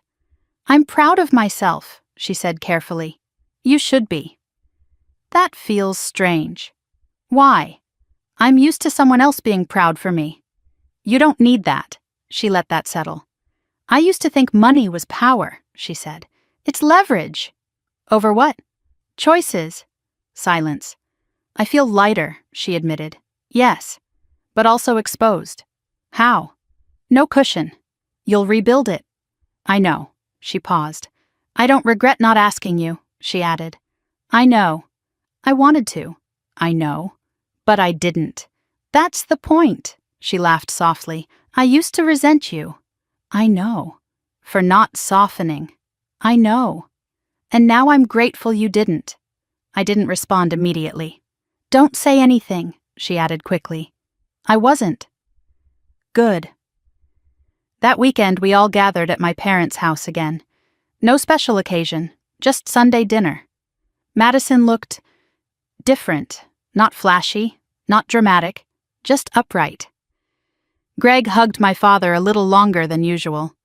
My mother set down a simple salad, no excess. My father looked around the table. I heard the news, he said. Madison nodded. It's done. Paid? Yes. He leaned back in his chair slowly. That's impressive. She shook her head. It's disciplined. I glanced at her. She caught it and smiled faintly. After dinner, while clearing dishes, she spoke quietly beside me. "I almost called you when the wire went through." "Why?" "Because I felt empty." "Empty?" "Like I'd cut something away." "You did." "And I didn't know what would fill it." "What did?" "Relief." She exhaled softly. "And quiet." I nodded. "That's healthy." She rinsed a plate slowly. "I used to fill silence with spending." "I know. Now I just sit in it." "That's stronger." She smiled faintly. "I don't hate that steakhouse anymore," she said. "Good. I don't hate you for it." "I know. I think it saved me." Silence. "Don't get smug," she added quickly. "I won't." Later that night, I checked Ethan's college fund again. The compounding had continued. Small gains, consistent, predictable, like boundaries, like settlements, like discipline. I thought about Madison wiring away nearly all her savings, about choosing reduction over comfort, about sitting with $600 and not collapsing. That was new, not glamorous, not dramatic, but solid. A year ago, she had screamed over $1,247. Now she had voluntarily wired $24,000 to erase debt. Without screaming, without asking, without collapsing. That was correction completed. As I turned off the lights and headed upstairs, I realized something quietly powerful. The revenge wasn't the separate check. It wasn't the police cruiser. It wasn't the repo. It wasn't the Facebook post. It was this. Watching someone choose discipline over illusion. Watching someone grow without being rescued. Watching a family realign around structure instead of spectacle. That was the real shift. And it didn't need applause. It just needed consistency. And for the first time in a long time, consistency was exactly what we had. It has been exactly 1 year since I stood in the middle of that steakhouse and said no. Not whispered, not negotiated, not softened, just no. Tonight, I am back in the same city, at the same kitchen table, but the air feels different. Ethan is upstairs studying for a math test. Daniel is rinsing dishes beside me. And my phone lights up with a message from Madison. Emergency fund hit $5,000 today. I stare at the screen for a moment before smiling. "Proud of you," I type back. No emojis, no drama. Just truth. $5,000. That number isn't flashy. It won't buy a luxury SUV. It won't cover a seafood tower and 3 bottles of $150 wine. But it represents something stronger. It represents restraint. It represents repetition. It represents a woman who once screamed over a restaurant bill and now celebrates a savings milestone in silence. Daniel dries his hands and glances at me. "Good news?" he asks. "Yes." "She hit a goal?" "Yes." He nods slowly. "She did the work." "Yes. And that matters." A year ago, this story looked like revenge. A sister ordering lobster and expensive wine, a hijacked birthday dinner, a public confrontation, police lights flashing outside a downtown Chicago steakhouse at 9:15 in the evening. It looked dramatic. It looked like family drama at its worst. But that wasn't the real story. The real story started after the screaming stopped. It started when the separate checks became a boundary instead of a stunt. It started when I stopped absorbing impact. When I stopped cushioning someone else's consequences. When I stopped confusing peacekeeping with self-betrayal. Madison didn't change overnight. She didn't wake up suddenly disciplined. She spiraled first. She blamed me. She posted vague things on social media about betrayal. She cried in parking lots. She sat on a curb the day her leased SUV was repossessed.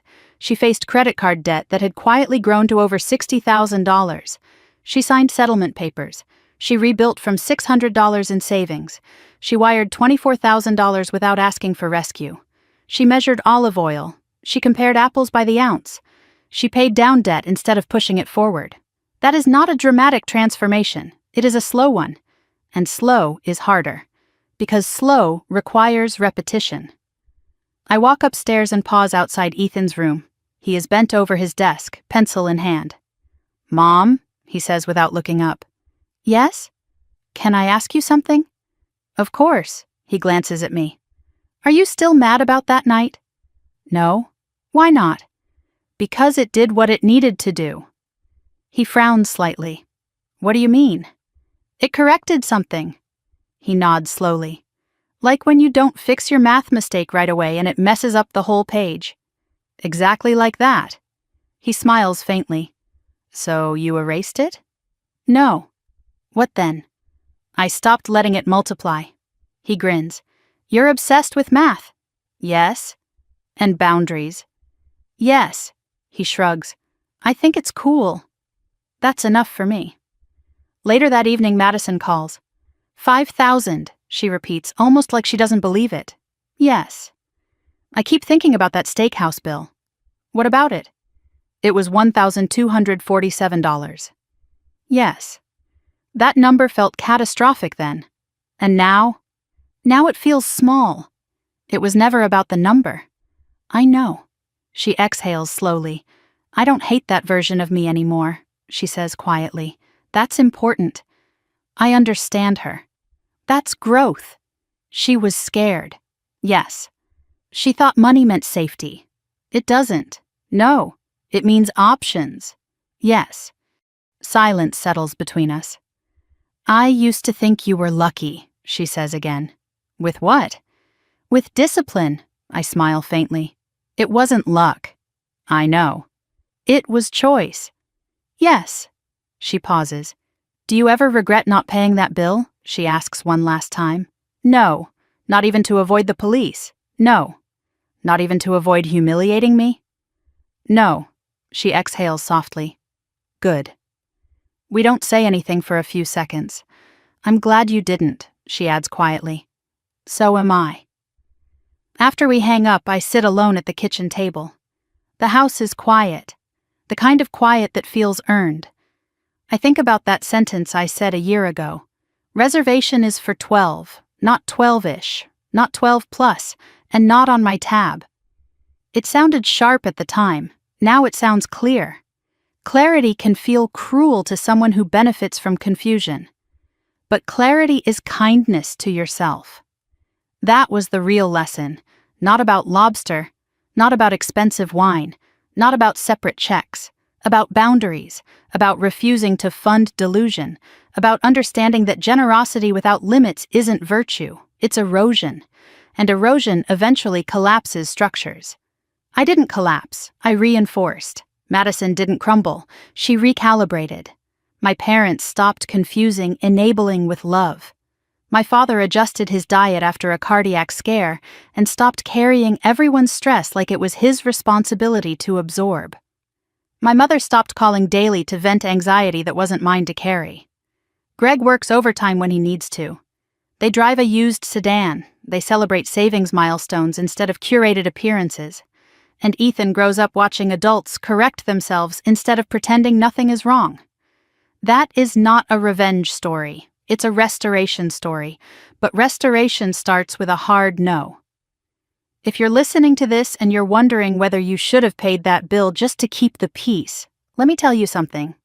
Peace built on self-betrayal is not peace. It is delayed resentment.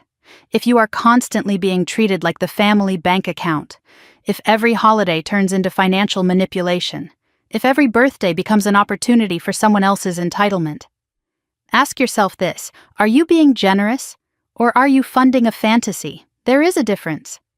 And sometimes the most powerful gift you can give a person who exploits you is a public, unapologetic no. Not screamed, not theatrical, just steady. I didn't humiliate my sister. Reality did. I just stepped out of the way. And once I stopped absorbing the impact, she was forced to face the weight of her own choices. That weight changed her. Not overnight, not magically, but permanently. Tonight, I look around my home, at the mortgage we can afford, at the college fund compounding quietly, at the family dinners that no longer carry tension, at the absence of chaos. And I know something for certain. You cannot live a champagne lifestyle on a beer budget, and you certainly cannot charge it to someone else's dignity. If you've ever had to draw a line with a toxic family member, if you've ever been called cold for protecting your peace, if you've ever been pressured to be the bigger person by paying for someone else's irresponsibility, I want to hear your story. Did you say yes and regret it? Or did you finally say no? Tell me in the comments. I read them. Every single one. And if this story gave you even a small amount of courage to draw your own boundary, stay here. Subscribe. There are more stories about family drama, betrayal, hidden power, and the quiet strength of choosing yourself. Because sometimes the most life-changing moment isn't loud. It's a calm voice across a white tablecloth saying, "Separate checks," and meaning it.